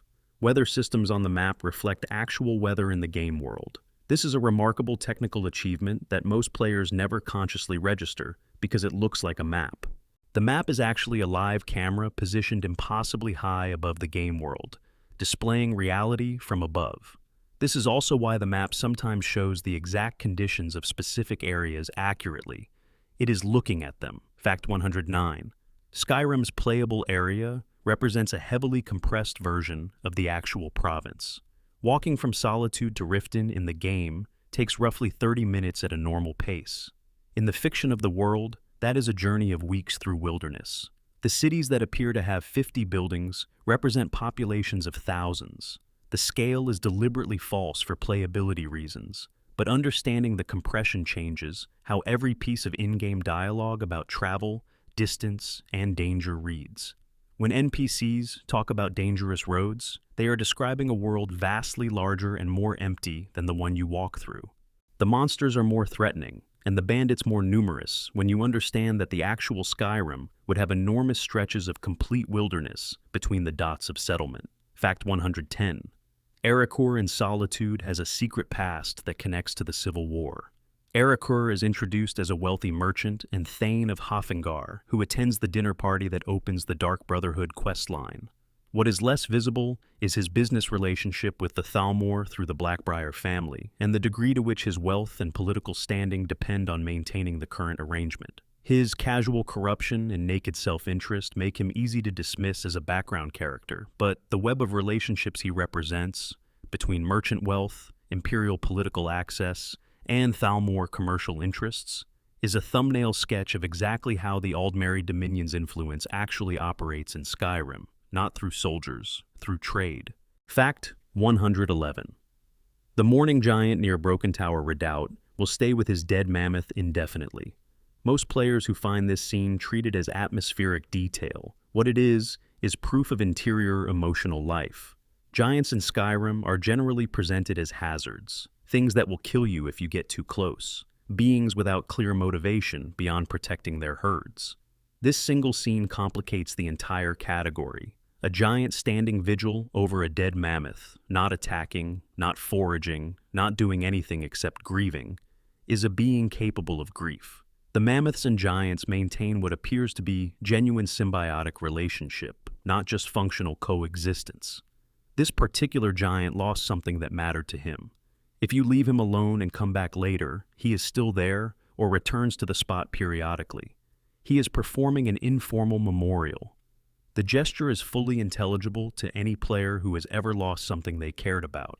Fact 112. Eric the Slayer in Rorikstead is named after a real person who died before Skyrim was released. Eric West was a Skyrim fan who died of cancer before the game came out. His family contacted Bethesda and requested a memorial. Bethesda created Eric, a farmhand in Rorikstead who dreams of becoming an adventurer, and made him available as a follower if the player helps him pursue that dream. Eric is a non-essential character, which means he can die permanently if he accompanies the player into dangerous situations. Some players find this inappropriate for a memorial. Others find it exactly right. Eric gets to have adventures he never could in life, and the risk of loss makes the attachment real rather than decorative. Either way, somewhere in Rorikstead, a young man who wants to see the world is waiting for someone to help him go. Fact 113. Sibyl Stentor, the court wizard in Solitude's Blue Palace, is a vampire. She is not hostile. She is not seeking victims. She has been advising Jarls of Hofengar for generations, serving under multiple rulers while maintaining the same position, and she is very, very good at her job. Her pale complexion and red eyes are visible if you look closely. Her dialogue, if you engage her on the subject, hints at her nature without confirming it directly. Most of the court knows or strongly suspects. The tolerance is pragmatic. She has been doing this longer than anyone else has been alive. She is extraordinarily effective, and her feeding behavior is discreet enough that challenging her costs more than it benefits. She represents a category the game rarely explores, the vampire who integrates into mortal society and uses immortality for purposes beyond survival and hunger. Fact 114. The Headless Horseman appears at night and rides toward Hamvir's Rest. He spawns at specific locations around midnight and rides silently, a spectral figure with no context or explanation, through Skyrim's dark roads. He does not respond to the player. He does not attack. He does not speak. He simply rides. Following him leads to an ancient Nordic tomb. His identity is never explained. He has no quest attached to him. He is purely atmospheric, a ghost who exists in the world on his own terms, not because he serves player-focused narrative, but because Skyrim is a world where supernatural things happen without reason or resolution. Some ghosts are just ghosts. Not everything requires an explanation. Not every mystery gets solved. Fact 115. The lusty Argonian maid appears in Skyrim over 200 years after its fictional publication. The infamously suggestive book that appears throughout every social class in Skyrim, found in noble homes and bandit camps and ancient Dwemer ruins and practically everywhere else, was written by Crassius Curio, a character in Morrowind. It was a running joke in earlier Elder Scrolls games, escalated in Oblivion, and became practically wallpaper in Skyrim. The book's ubiquity says something about the game world's culture that is simultaneously funny and surprisingly realistic. Popular lowbrow entertainment crosses class lines and survives for centuries. The fact that Bethesda preserved this gag across multiple games adds a layer of genuine historical consistency to a joke about an erotic book found in a game. It is technically realistic. Medieval societies absolutely had popular erotica. Crassius Curio's legacy is more historically accurate than it has any right to be. Fact 116. The College of Winterhold holds real lectures that can be cancelled by dragon attacks. Between 1 in the afternoon and 3 in the afternoon every in-game day, the Masters of Magic at the college hold lectures in their respective disciplines. These are actual scheduled events in the game world, with real NPCs attending them. If a dragon attacks the college or another significant threat presents itself, the lectures are cancelled for 24 hours and then resume. This is not just flavor text, but an actual game system that Bethesda built and maintained. The college feels like a functional institution rather than a quest hub, precisely because it operates like one. Students have schedules, Teachers have responsibilities. Classes meet or do not meet based on conditions in the world. The place has internal logic that does not require the player's presence to keep functioning. Fact 117.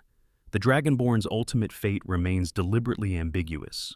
Unlike previous Elder Scrolls protagonists whose subsequent fates are sometimes documented in later games, the last Dragonborn walks out of the story without a clear ending. The Dragonborn DLC hints at a connection to Hermaeus Mora, with some interpretations suggesting partial entanglement with his realm. Other readings suggest freedom, that defeating Miraak and breaking his bond with Mora might allow an exit that Miraak never managed. The most unsettling possibility is a permanent presence in Apocrypha, reading forever in the library at the end of everything. Bethesda left the ending open because the Dragonborn story is uniquely the player's, shaped by choices that the game does not adjudicate. Your version of the Dragonborn is not the same as anyone else's. Their ending should probably be yours too. Section 11. The nature of power, philosophy, and moral complexity. Skyrim is often discussed as a game about power. The Dragonborn absorbs the power of everything they kill. They climb the hierarchy of every faction they join. They become objectively the most capable individual in the province, capable of defeating ancient dragons and Daedric artifacts and undead hordes before breakfast. But the game is also, if you read it carefully, about what power costs and what it does to the people who hold it. Fact 118. The Greybeards could destroy Skyrim and choose not to every single day. Arngyr's quiet authority in his monastery conversations with the Dragonborn is backed by the ability to reduce everything below the mountain to rubble. He does not do this. He will not do this. Not because he lacks the capability, but because the way of the voice, the philosophical framework Jurgen Windcaller developed after a devastating defeat, understands that treating absolute power as a casual tool eventually produces catastrophes. The Greybeard's restraint is not passivity or weakness. It is the most demanding form of mastery they practice. Any insufficiently disciplined person can shout down a mountain. Only a genuinely advanced practitioner can hold that power in silence and choose every day to leave the mountain standing. Fact 119. The Ogma Infinium destroys who the reader was before they read it. Hermaeus Mora's gift of total knowledge does not integrate naturally into the person who reads it. The book forcibly imprints information by overwriting existing neural structures. You learn everything it offers, but the person who opened it is not exactly the same person who closes it. The information displaces something. The Ogma Infinium can only be read once, not because of a rule or a limit, but because after one reading, the reader is already different enough that the second reading would be transforming a new person entirely. Mora's gift is honest about its cost in ways that make it more unsettling than most Daedric artifacts. He does not hide what he is doing. He offers you knowledge and tells you the price, and watches you decide that the knowledge is worth more than staying yourself. Fact 120. The companion's rejection of political involvement is principled rather than cowardly. The greatest warriors in Skyrim, respected throughout every hold, deliberately refuse to take sides in the civil war. This frustrates players who expect them to be a force in the province's politics. The refusal is not apathy. It is organizational policy developed across thousands of years of observing what happens when warrior guilds get involved in political conflicts.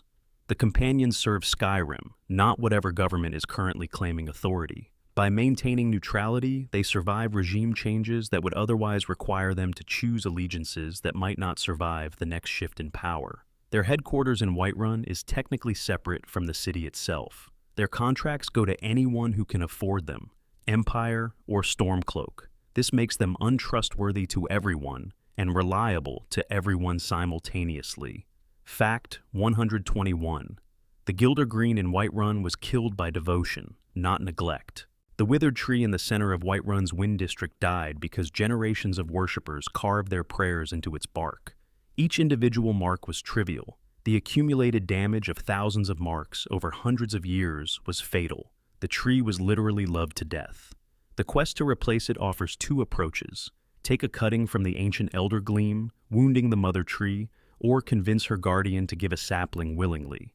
The choice is whether the player repeats the pattern that killed the Gilder Green, taking what is needed through force and damage, or finds a different way. The dead tree in the center of Whiterun is a monument to the fact that devotion without wisdom is indistinguishable from destruction. Fact 122. Cicero's madness is a direct result of maintaining faith alone. Before he became the eccentric keeper of the Night Mother, Cicero was a competent and well-regarded assassin in the Cyrodiil sanctuary. His journals, scattered through the game and available for players willing to read them, show the transformation in stages. He begins organized and professional. He notes the decline of the brotherhood around him. He watches colleagues die or disappear or abandon the organization. Eventually, he is alone, completely alone, in an empty sanctuary with a mummified corpse, maintaining rituals that have no one to witness them. The madness that emerges is not random. It is the result of maintaining a social and religious structure in complete isolation for more than a decade. He talked to the Night Mother because there was literally no one else to talk to. The eccentricity that the game presents as comic was earned through genuine suffering. Fact 123. Neloth in the Dragonborn DLC is hundreds of years old and has essentially lost the ability to relate to mortality. The Telvanni mage encountered on Solstheim appears to be a difficult but functional middle-aged person. He is, in fact, several centuries old. His dismissiveness toward everyone he considers inferior, his casual willingness to endanger others in pursuit of research, his inability to respond appropriately to other people's distress, these are not personality quirks. They are the accumulated effect of having lived so long that individual deaths genuinely feel insignificant relative to the span of experience he carries. He has seen generations of what lesser beings considered important events come and go. His emotional registers have changed. He represents the danger embedded in extended magical life. The knowledge accumulates faster than the empathy, and the empathy slowly stops keeping pace. Fact 124. The Dunmer of Windhelm have been there for 200 years and still have no political representation. This is a structural failure, not an accident. 2 centuries of dark elven residence in Windhelm, including generations born there with no memory of Morrowind, and the political structure of the city treats them as temporary residents. There are no Dunmer in the Jarl's court. There are no Dunmer in any position of civic authority. The Grey Quarter, the slum where they are confined, lacks the basic services that other parts of the city receive. Ulfric Stormcloak, who makes consistent rhetorical use of freedom and justice for Skyrim's people, has never taken any action to address this. The Argonians are formally denied entry to the city entirely and must live on the docks.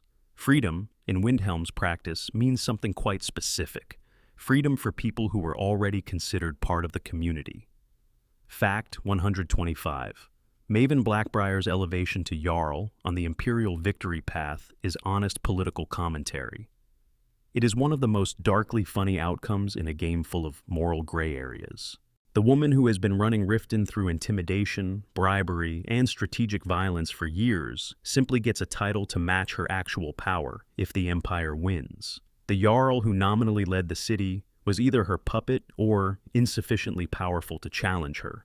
Maven's elevation changes nothing about how Riften operates and changes everything about how it looks on official records. Bethesda buried genuine commentary on how power actually works, the gap between formal authority and functional control inside a game about shouting at dragons. The Imperial victory is not a triumph of order over corruption. It is just an upgrade in corruption's paperwork. Section 12. The architecture of a world, design, detail, and living history. Skyrim was designed by a team of roughly 100 people over 4 years. The dungeons were designed by 8 people who built 150 of them. The music was recorded by a 30-person choir, layered 3 times to sound like 90 voices. The dragon language was developed by 2 people so carefully that it needed to rhyme in English when translated. The world they made is full of things they put there, knowing that the percentage of players who would notice was vanishingly small, and they put them there anyway. Fact 126. The 337 readable books in Skyrim contain over 300,000 words. For context, J.R.R. Tolkien's entire Lord of the Rings trilogy is approximately 576,000 words.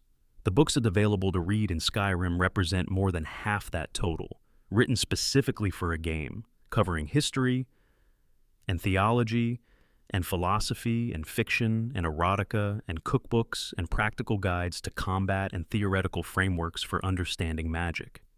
Bethesda hired professional writers to create this library, not to be read necessarily by most players, but because a world with a shelf of good books in it feels different from a world with a shelf of props. The difference between a world that looks populated and a world that feels inhabited is often in the details that most people will never examine. Fact 127. The dragon language was designed with specific rules about how it rhymes and translates. Senior designer Emil Pagliarulo was tasked with developing the language that would appear in the game's main theme and throughout its shout system. The requirement was that the language needed to make internal sense, work as a functioning system of hieroglyphic-style word characters, and when translated to English, produce lyrics that rhymed in both languages.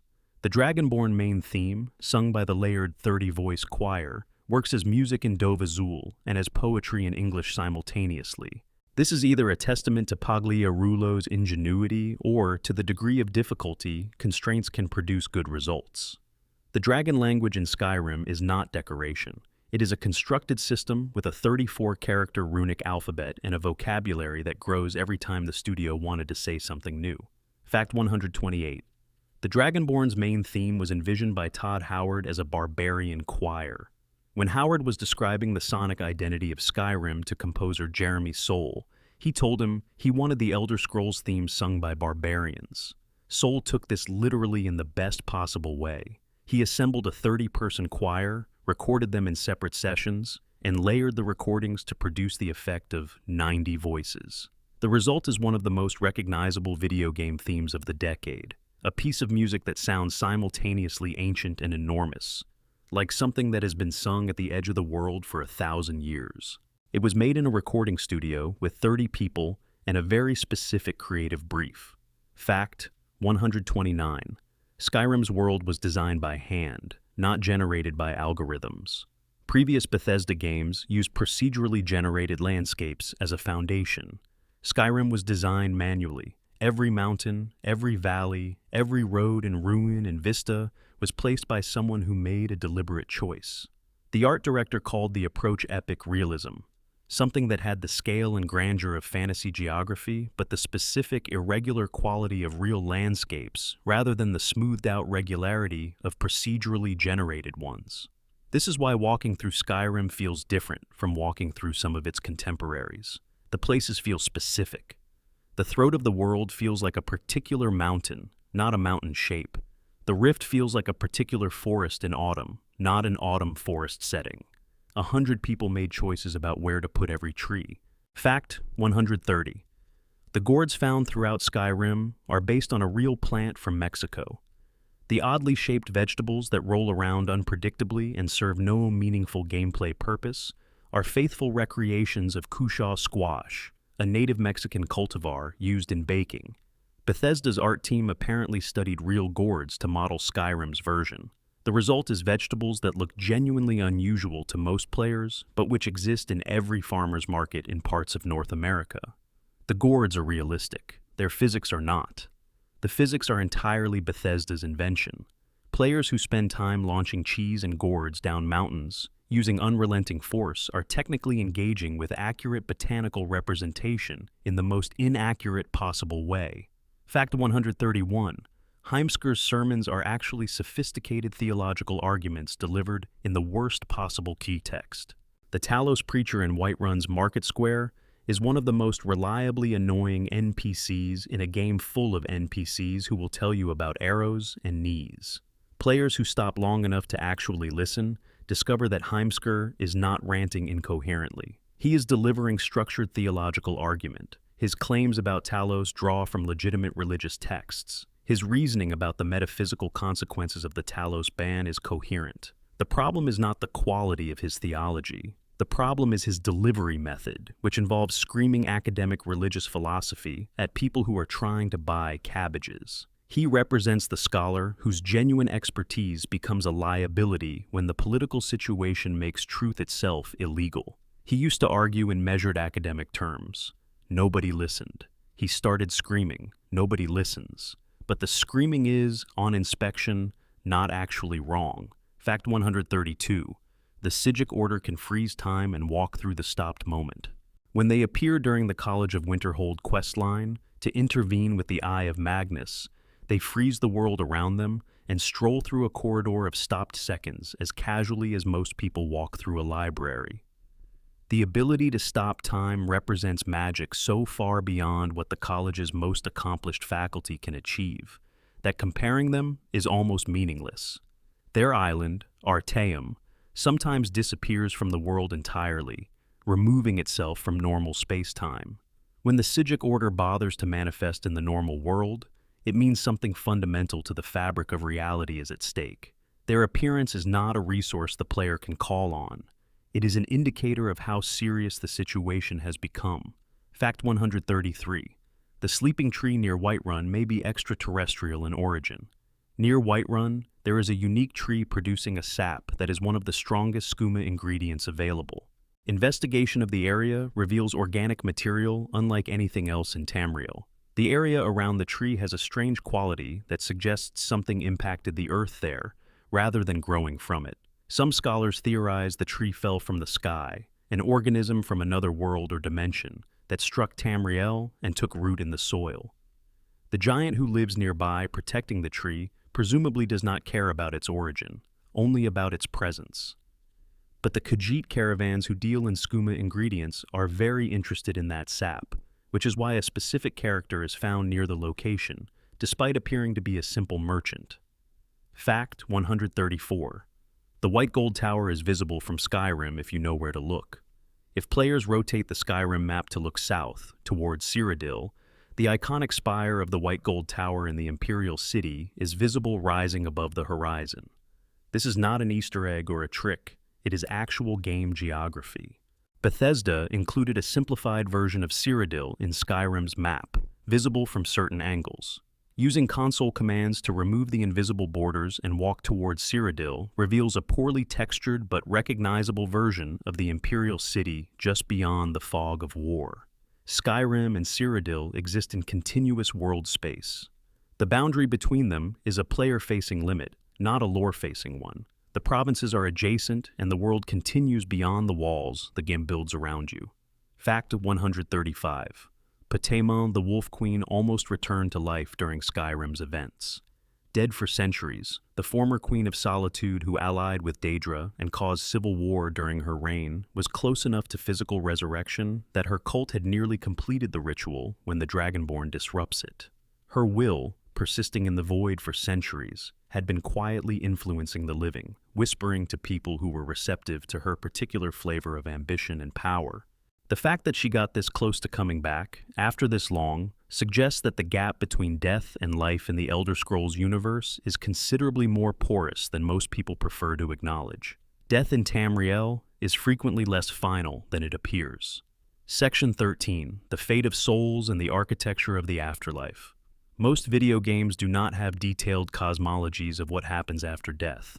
Skyrim does. Multiple afterlives exist simultaneously. Different souls go to different places based on who they are, what they worshipped, what they carried, and what was done to them. Some souls do not go anywhere at all. Fact 136. Sovngarde is a real place the Dragonborn visits. The Norse-influenced Nordic afterlife is not a metaphor in Skyrim. It is an actual location, accessible through a portal in the throat of Skuldafn Temple that exists as a separate plane. The Hall of Valor is there, with actual dead heroes feasting inside. Alduin has been feeding on those souls. The Dragonborn walks through it. This is remarkably literal for what most fantasy settings treat as symbolic. When the companion's questline says that Kodlak cannot go to Sovngarde because of his beast blood, they are describing a concrete, verifiable place that the player has personally visited, and explaining that a specific person cannot enter it. The stakes are more tangible because the destination is real. Fact 137. The Draugr guarding dragon burial mounds are the souls of dragon cult members. The animated dead you fight in ancient Nordic tombs are not generic monsters. They are the preserved bodies of dragon cult members, people who worshipped the ancient dragon lords with such devotion that they were willing to maintain that devotion after death. They did not simply die and get reanimated by necromancy. They chose, or were chosen for, an existence of eternal guardianship. The specific Draugr in dragon burial mounds gave up the chance to go to Sovngarde to protect the graves of their dragon masters, in the belief that Alduin would eventually return and resurrect the dragons they served. They were right. Alduin did return. And the Guardians are still at their posts thousands of years later, exactly as faithful and exactly as dangerous as they were made to be. Fact 138. Hircine's hunting grounds is where werewolf souls go after death. The hunting grounds are an oblivion realm, that is, from one perspective, paradise, eternal wilderness, eternal pursuit, eternal prey and predator in endless cycle. From another perspective, it is an afterlife that you did not choose, given to you by the disease that changed your nature, and there is no returning from it. Kodlak Whitemane did not choose to be a werewolf. He inherited the condition through the Circle's traditions. The theological cost he is paying was imposed on him without full understanding of the terms. His desire for a cure is not a rejection of power. It is a desire for self-determination over his own eternal fate. Fact 139. The Soul Cairn was designed by someone or something for a purpose that is not entirely clear. The purple wasteland where soul gem victims reside is not a natural formation. It has architecture. It has the ideal masters, beings of unknown origin who control the space and barter for access. It has the Reaper, a boss-level guardian who can only be summoned with specific gem fragments scattered throughout the realm. The existence of an administrative structure implies design. The Soul Cairn was built. It operates according to rules. Whether the ideal masters created it or were assigned to govern it by something older, what purpose the arrangement serves beyond trapping souls, and who originally decided that soul trap victims should have their own dedicated afterlife. These are questions the game does not answer. The Soul Cairn is one of the most unsettling places in Skyrim, not because of what it shows, but because of what it implies. Fact 140. Draugr in the highest ranks are called dragon cultists and retain magical abilities from their living practice. The more powerful Draugr you encounter in ancient tombs are not the average dead soldier. They are the priest class of the dragon cult, people who spent their living years studying magic and practicing the Thu'um in service to their dragon masters. In death, they retained what they knew. Draugr deathlords can use unrelenting force. Draugr warlords carry enchanted weapons from their living days. The hierarchy of the cult is preserved in death in exactly the form it existed in life. Powerful practitioners at the top and foot soldiers at the bottom, all of them continuing to do the work they were chosen for thousands of years after the world moved past what they served. Section 14. Races, Cultures, and the Shape of Tamriel. Tamriel is not a homogeneous world. It is a continent containing multiple civilizations at different levels of development, with different relationships to magic and history and the divine, holding on to different versions of truth about a shared past that no one remembers quite correctly. Fact 141. The Dunmer's gray skin is a divine curse. Before they were Dunmer, they were Chimer. The Chimer were an elven people with golden skin who followed the tribunal gods into Morrowind and set themselves apart from other Mir.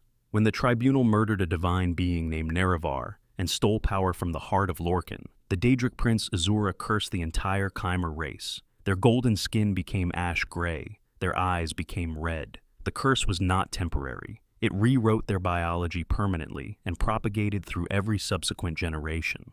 Every Dunmer in existence carries the visible mark of actions their ancestors committed thousands of years ago. When you look at Dunmer characters in Skyrim, the gray skin is not an aesthetic choice in the fiction. It is inherited punishment, worn on the body of people who did nothing to deserve it. Fact 142. Argonians have a biological connection to the hist trees that defines their entire species.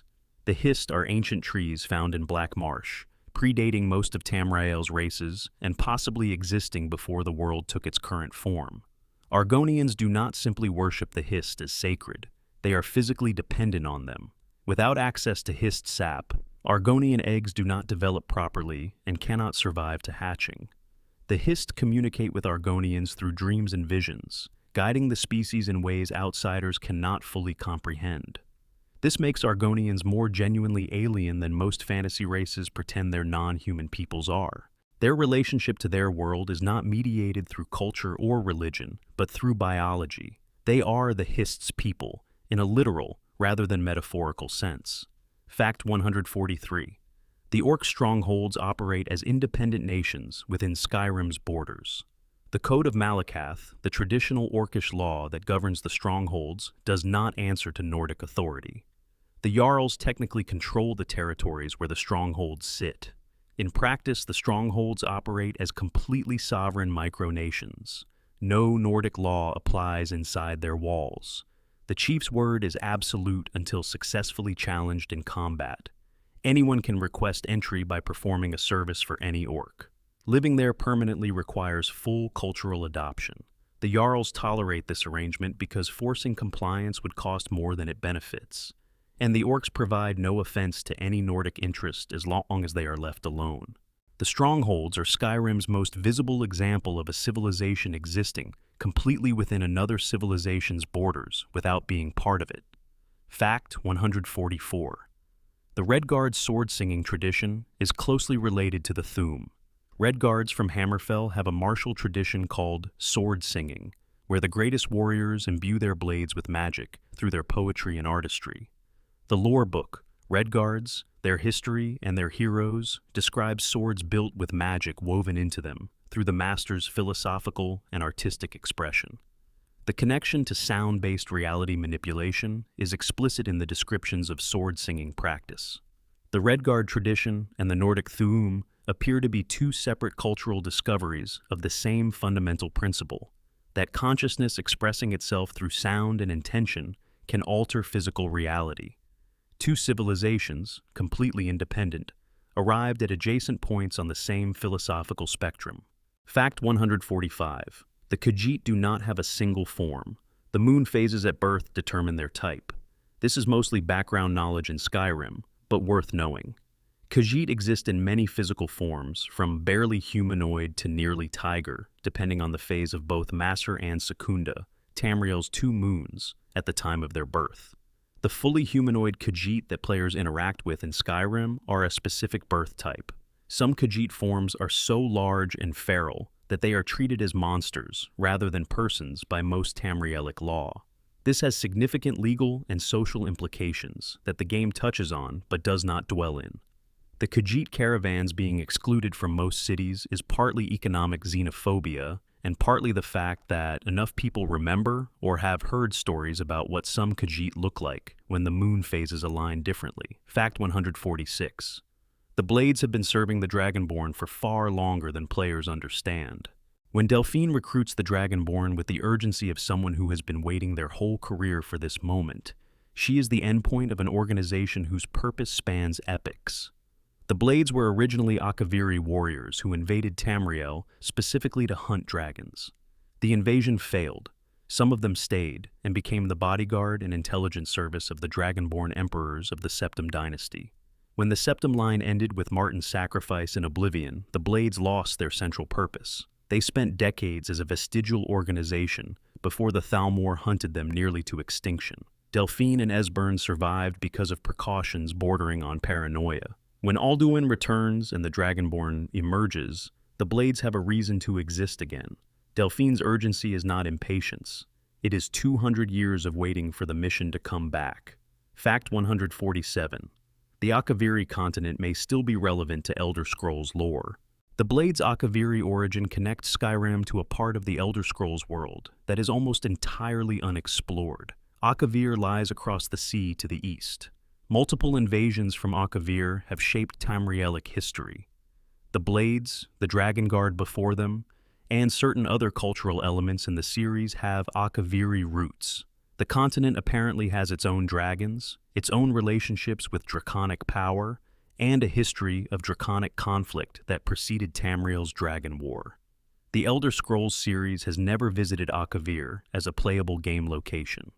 The presence of Akaviri elements embedded in Skyrim's most fundamental institutions suggests that if and when the series does explore Akavir, the connections will run very deep.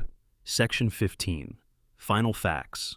Quiet wonders at the edge of everything. We are nearly at the end of our journey through Skyrim's lore tonight. Not because we have covered everything, because we have not and could not, but because some things are better left as invitations rather than conclusions. The last section is for the facts that do not fit cleanly into any category. The ones that sit at the edges of the world, strange and quiet, like a light on a mountains you did not expect. Fact 148. Arvak is the best horse in the game, and finding him is an act of compassion. In the soul cairn, among the wandering shades of people who had the misfortune of being killed by someone with a soul trap spell, there is a shade looking for his horse. He does not know where his horse is. He just knows he misses it. Finding the horse's skull, scattered across the cairn in a place the shade cannot go, and returning it, summons Arvak, a spectral horse with purple fire in his eyes who can be called at will anywhere in the world, never dies permanently, and cannot be lost. He is, mechanically, the best mount available, but the game rewards this not through a shop or a quest marker, but through finding a lost soul and helping him with the one small thing he still cares about. In a realm of eternal imprisonment, the best horse in the game waits for someone to be kind to a ghost. Fact 149. The companion's greatest unresolved question is whether the circle's secret destroys or deepens their honor. 5,000 years of tradition, built on the idea that the best warriors deserve the most respect, and the inner circle has been secretly maintaining a supernatural blood curse. The Silverhand's entire justification for attacking the companions is this contradiction. The companion's response is essentially, we are still ourselves. The beast blood is something we carry. It does not define what we are. Ayla says this more directly than anyone. What the questline leaves open is whether she is right, whether the transformation is compatible with the identity or incompatible with it. Whether power obtained through a deal with hagravens is the kind of power the companions were founded to embody. The game offers both perspectives and declines to adjudicate. Fact 150. The Parthernak's dilemma is one of the most philosophically coherent moral puzzles in any game. The Blades want him dead because of what he did thousands of years ago. The Greybeards want him alive because of what he has done since. Both positions rest on genuine principles. The Blades' argument is that a being capable of great betrayal will always be capable of it again, that past action predicts future behavior, and that the risk is too great to accept. The Greybeards' argument, and Parthernak's own position, is that the only evidence available is thousands of years of demonstrated restraint, and that judging someone by their worst moment, rather than their entire arc, fails to account for the possibility of genuine change. Neither argument is obviously wrong. The game does not provide a third option that makes the problem go away. The choice reveals something about the player's own moral framework, which is more interesting than any resolution could be. Fact 151. The sleeping tree was not always there, and something came from somewhere to put it there. The giant who protects the sleeping tree near Whiterun did not plant it. The organic material around it is not Tamrielic. The sap it produces has no botanical relationship to anything else that grows on the continent. The crater-shaped depression where it grows suggests impact rather than germination. Something arrived. Something took root. Something is now producing a commercially significant narcotic that the Khajiit caravans harvest and distribute throughout Skyrim. The entity that arrived did not ask permission. It simply showed up in a meadow near a major city and started being strange, and the local giant decided to protect it because giants can recognize when something in their territory is worth protecting. Fact 152.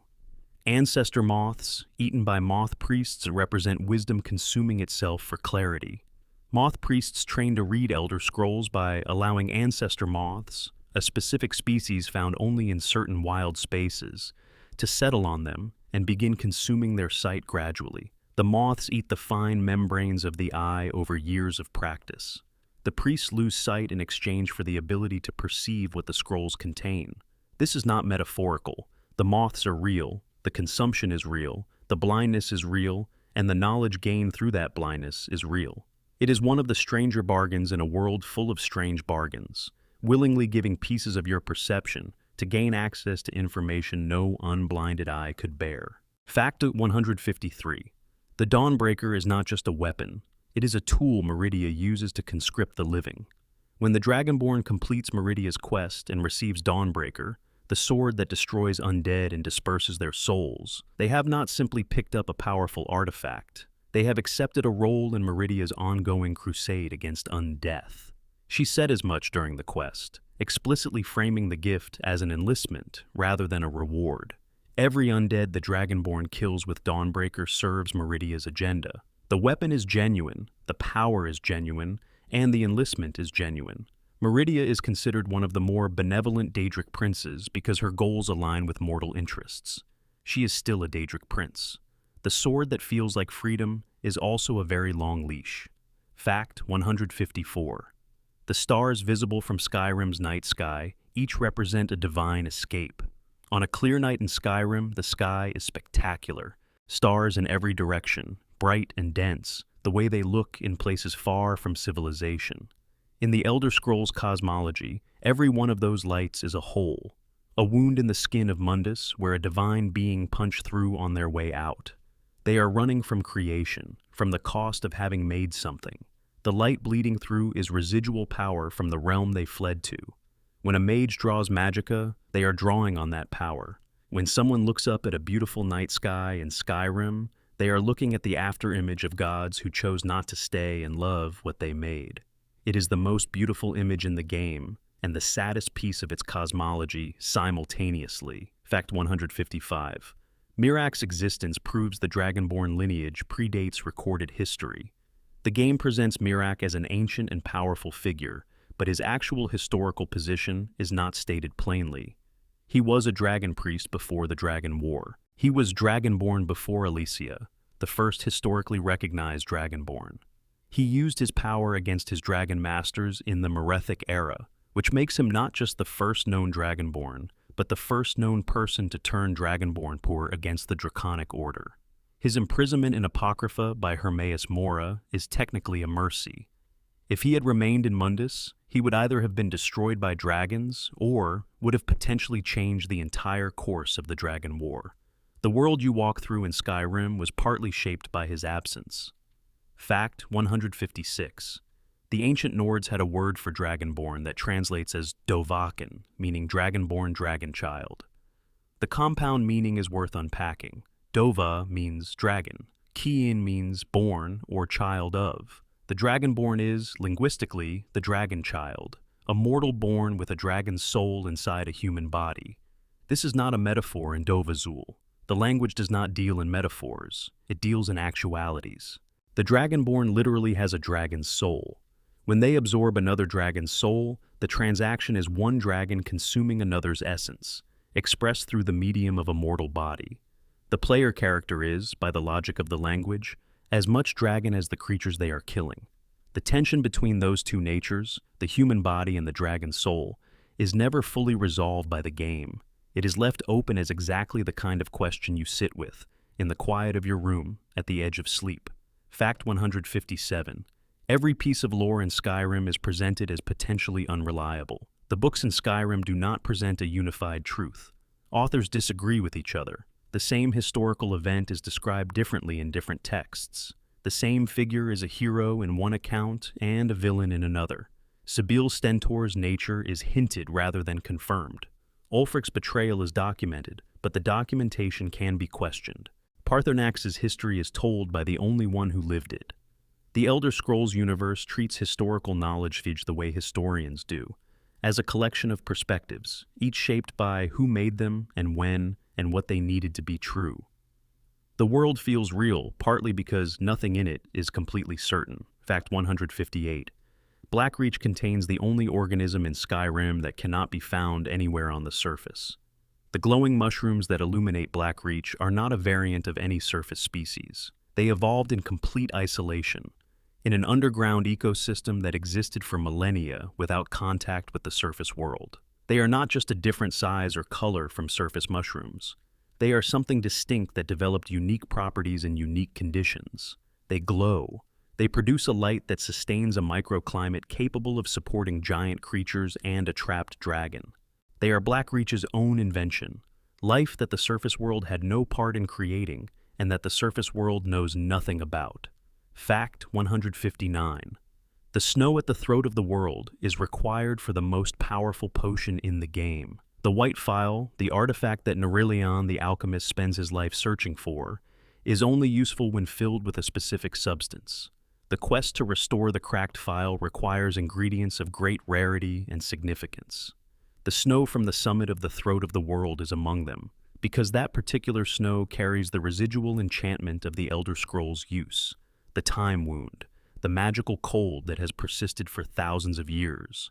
The potion that can be created with the restored file is one of the most powerful consumables in the game, capable of granting extraordinary temporary bonuses across all stat categories.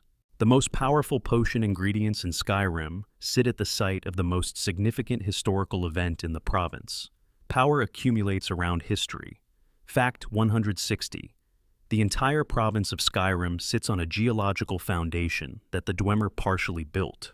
The Dwemer's excavations beneath Skyrim were extensive enough that significant portions of the underground infrastructure of the province are Dwemer construction. The roads in Blackreach connect multiple points beneath the surface that correspond to locations above. The geothermal systems the Dwemer tapped for their machinery still function. The landscape above is partly held in its current shape by structures below that were never designed to be removed. Skyrim as a province, the surface you walk across, rests on a Dwemer foundation that nobody fully mapped, that the Falmer use and break and live in, and that may contain chambers and mechanisms that have never been found. Fact 161. Ulfric Stormcloak's name contains a linguistic ghost of his real origin. Stormcloak is a surname, but it also reads as a title, and the title predates the rebellion. The Stormcloak family is old Windhelm aristocracy with generations of military and political history. Ulfric inherits not just the name, but an entire set of expectations about what he should be and what Skyrim should represent. His rebellion draws on something genuinely ancient in Nordic culture, the idea that Skyrim should be for the Nords, that the old ways should persist against imperial assimilation. Whether that instinct is noble or dangerous depends entirely on who you ask and what part of Skyrim they live in. The name carries history on both sides of that question. Fact 162. Vilkas and Farkas are twins, and their names reflect their nature in the dragon language. Vilkas and Farkas are both Nord names, but they share a root meaning that gestures at wolf.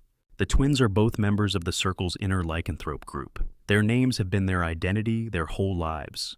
Whether the names were chosen with awareness of what the boys would eventually become, or whether it is coincidence, or whether in the Elder Scrolls universe names have a way of finding their owners rather than the other way around, is not stated.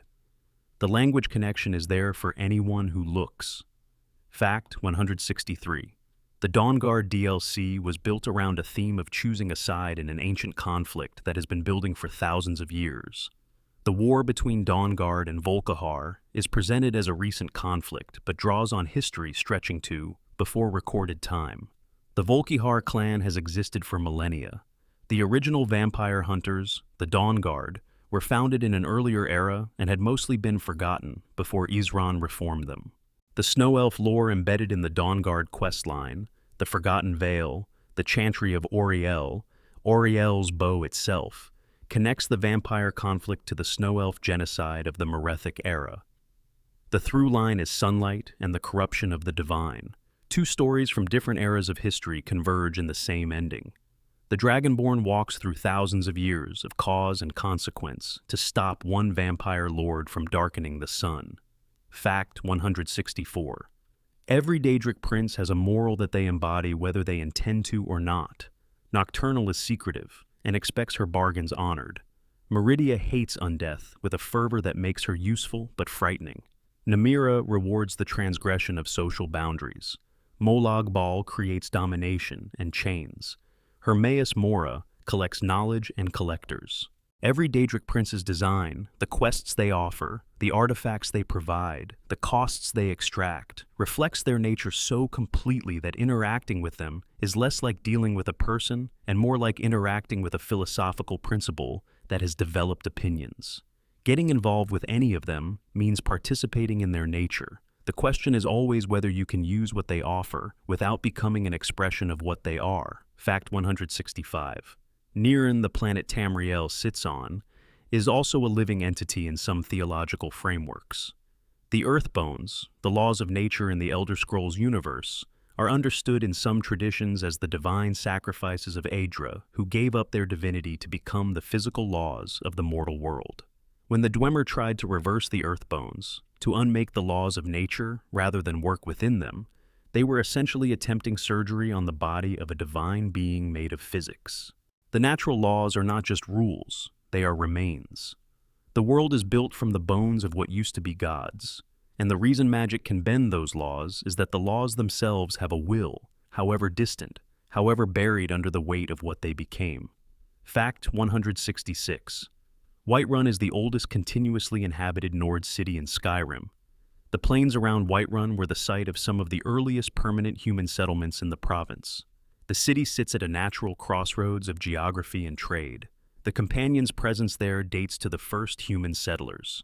Dragon's Reach, the Jarl's palace, is built over a site where a dragon named Numenex was once imprisoned. The dragon skull that decorates the main hall of Dragon's Reach is Numenex. He was a particularly terrible dragon who devastated the region until a Jarl named Olaf One-Eye captured him through the Thu'um and imprisoned him in the newly built hall.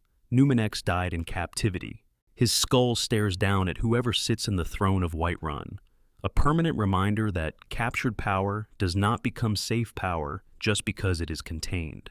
Fact 167.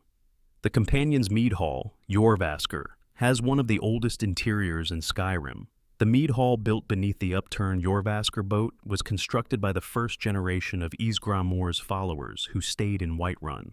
The structure has been maintained and reinforced over 5,000 years, but the essential architecture, the shape of the space, the orientation of the central hearth, the arrangement of the sleeping quarters below, reflects decisions made by people who came from Atmora and built in the way they knew. When Kodlak Whitemane sits at the head of that table, he is sitting in a space designed by warriors who fought alongside the founder of Nordic civilization. Fact 168.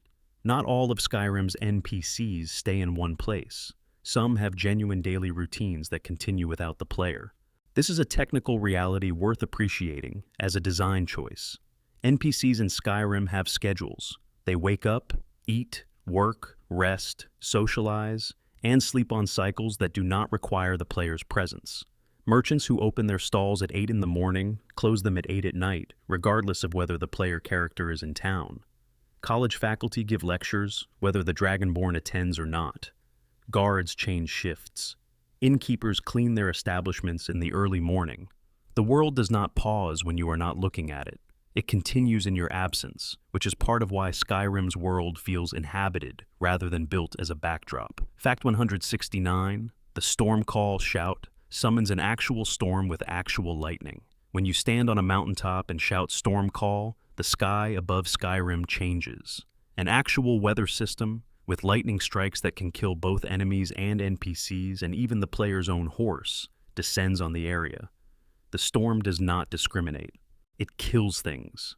This is one of the shouts where the game's design most completely embodies the lore's claim that the Thu'um does not describe reality, but actualizes it. You say there is a storm. There is a storm. Everything in range of the storm experiences the truth of what you said. Using Stormcall in populated areas is genuinely irresponsible by both lore and mechanical standards, which is exactly the lesson the Greybeards teach about using the voice without absolute discipline. Fact 170. Alduin's Wall in Sky Haven Temple is an accurate historical and prophetic document. The Akaviri built the wall after helping to defeat Alduin in an earlier era. The carvings depict events from the Dragon War, the banishment of Alduin, and the prophecy of his return, including elements that come true during the main quest line. Esbern uses the wall to interpret what is happening in Skyrim during the Dragon Crisis. The wall is not just a record, it is a functional document. Its predictions are accurate. This raises the question of how the Akaviri knew what would happen.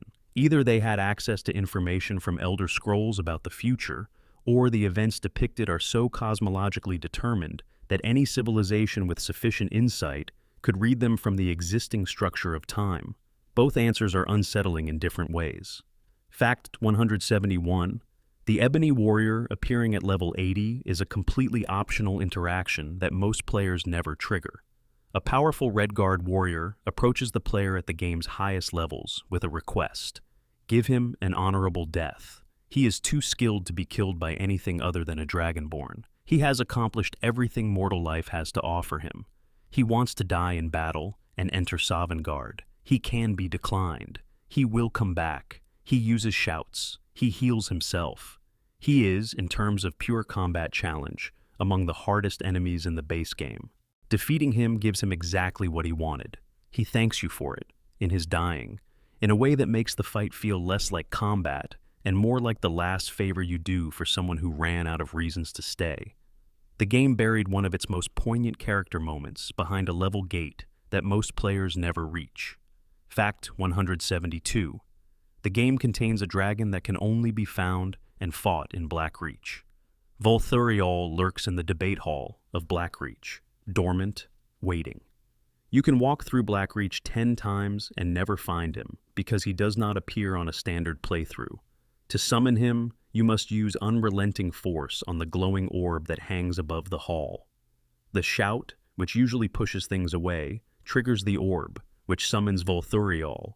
He is a dragon living underground, a creature of sky and height, existing in a space with an artificial sun, below a real sky he cannot reach. The game never explains why he is there, he simply is. One more secret in a cavern full of them. Fact 173. Serana's character arc is the most complete in Skyrim. The vampire companion you meet at the beginning of the Dawnguard DLC starts the questline, imprisoned, uncertain, separated from everything she knew by centuries. She is powerful, and deliberately so, designed to be a meaningful companion, but she is also genuinely uncertain about what she wants. The player can talk to her at length throughout the DLC. She has opinions about everything. She processes her complicated relationship with her father. She thinks about what it means to be what she is. At the end of the questline, she can be cured of vampirism if she chooses, which she may or may not choose depending on the player's interactions with her. Her choice is, unusually for an NPC, responsive to the relationship you built with her rather than predetermined. She is one of the few characters in Skyrim whose ending genuinely depends on the character of the player's investment. Fact 174. The Forgotten Vale contains ancient snow elf ruins that were never meant to be found. Beyond the active areas of the Dawnguard questline, the Vale contains structures that are not quest objectives, are not marked on any map, and serve no functional purpose in the story. They are simply there. Ruins of snow elf architecture built in spaces where the beauty of the environment suggests they were chosen with intention.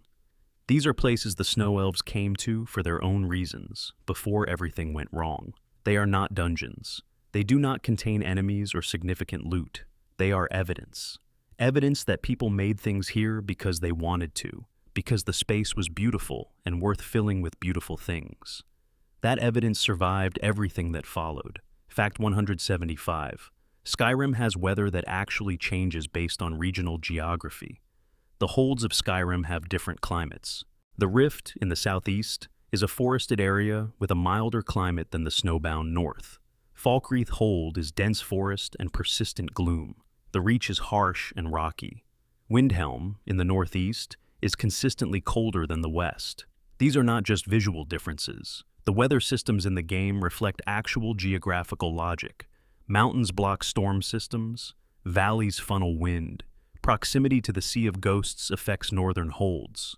This was a deliberate design choice that makes Skyrim feel like a real place rather than a theme park with different aesthetic zones. Fact 176. The Civil War questline was designed to be genuinely unresolvable.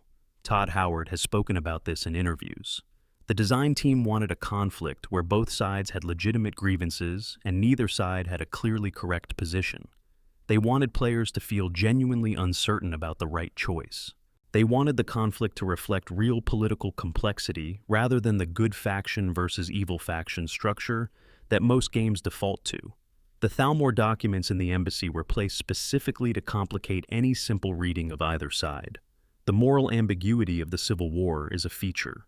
Players who feel frustrated at not being able to fix everything are experiencing exactly the design intent. Fact 177. Every college student at the College of Winterhold has a specific research project. The NPCs who populate the college are not generic quest givers with generic names. They have research specializations, opinions about magical theory, and specific objects they are studying. Enthyre is a fence with connections outside the college's legitimate business. Berelina Marion is a Dunmer student whose magic frequently goes wrong. Onmund is a Nord who came to the college over his family's objections and deals with homesickness and identity. Jazargo is a Khajiit who is convinced he will be the greatest mage in the college's history. They are characters with internal lives, even though most players interact with them only as quest givers or follow-up conversation options. The college has people in it. Fact 178. The Dark Brotherhood questline is the only one that results in the death of an emperor. The Brotherhood's greatest contract, the culmination of the questline, is the assassination of Emperor Titus Mede II. This is an event with political consequences that ripple through the entire province. The Emperor is traveling to Skyrim in part because of the Civil War situation. His death removes any chance of direct Imperial intervention to resolve the conflict. It strengthens the Thalmor's position. It leaves Skyrim's political situation even more unstable. The Dark Brotherhood questline, which seems to be about assassins and their internal drama, is also about inadvertently removing the political actor who could have changed the Civil War's trajectory. Every murder the Brotherhood commits has consequences. This one has them at a civilizational scale. Fact 179. The game treats giants as a protected species in NPC dialogue. Guards and NPCs throughout Skyrim will warn the player not to provoke giants. Not because giants will win, but because giants should be left alone. The cultural consensus in Skyrim, at the NPC level, is that giants are not enemies to be hunted. They are something to be respected and avoided. There is no guild quest line to clear giant camps. No Jarl asks you to remove giants from their territory. Giants are treated, in dialogue, as a feature of the landscape that has its own rights to continued existence. The contrast between this cultural attitude and the player's ability to simply attack them is deliberate. The game is giving you permission to make a different choice than the one violence defaults to. Fact 180. Skyrim ends without telling you what comes next. After Alduin's defeat, after the Civil War's conclusion, after the companions are cured or not, after the guild is rebuilt or abandoned, after the Brotherhood is restored or destroyed, Skyrim continues. The province continues. The world continues. The Dragonborn walks out of Sovngarde and back into a world that still has the Thalmor, still has the unresolved tensions of the Civil War, still has the theological complexity of the Civil War's open questions, still has every unfinished conversation and unexplored cave and unmarked location and quiet wonder. The game ends where the lore suggests the real story is just beginning. What comes after the Dragon Crisis? Whether the Stormcloaks or the Empire survives the next Thalmor offensive, whether the Snow Elves ever fully recover, whether the Dwemer ever come back, whether Paarthurnax succeeds in teaching the way of the voice to surviving dragons, none of it is answered. Skyrim ends with questions. That, more than anything else, is why people are still playing it. And that brings us to the end of tonight's journey, Cozy Wanderer. 180 facts about a world that is, somehow, still not fully explored after more than a decade and 60 million copies sold. If this helped you drift off tonight, if the sound of Tamriel carried you somewhere quieter and more restful, then this was worth every word. Leave a comment below with where you are watching from and what time it is there. I love knowing you are out there in the world somewhere, resting. If this is your first time here, consider subscribing. We do this often. Long, slow, thorough journeys through the lore of games that deserve more than surface-level attention. Take care of yourselves. Sleep well. And the next time you find yourself back in Skyrim, stop for a moment at the word walls. Listen to the old sound the stone makes. Something carved that message knowing you would eventually arrive. Good night.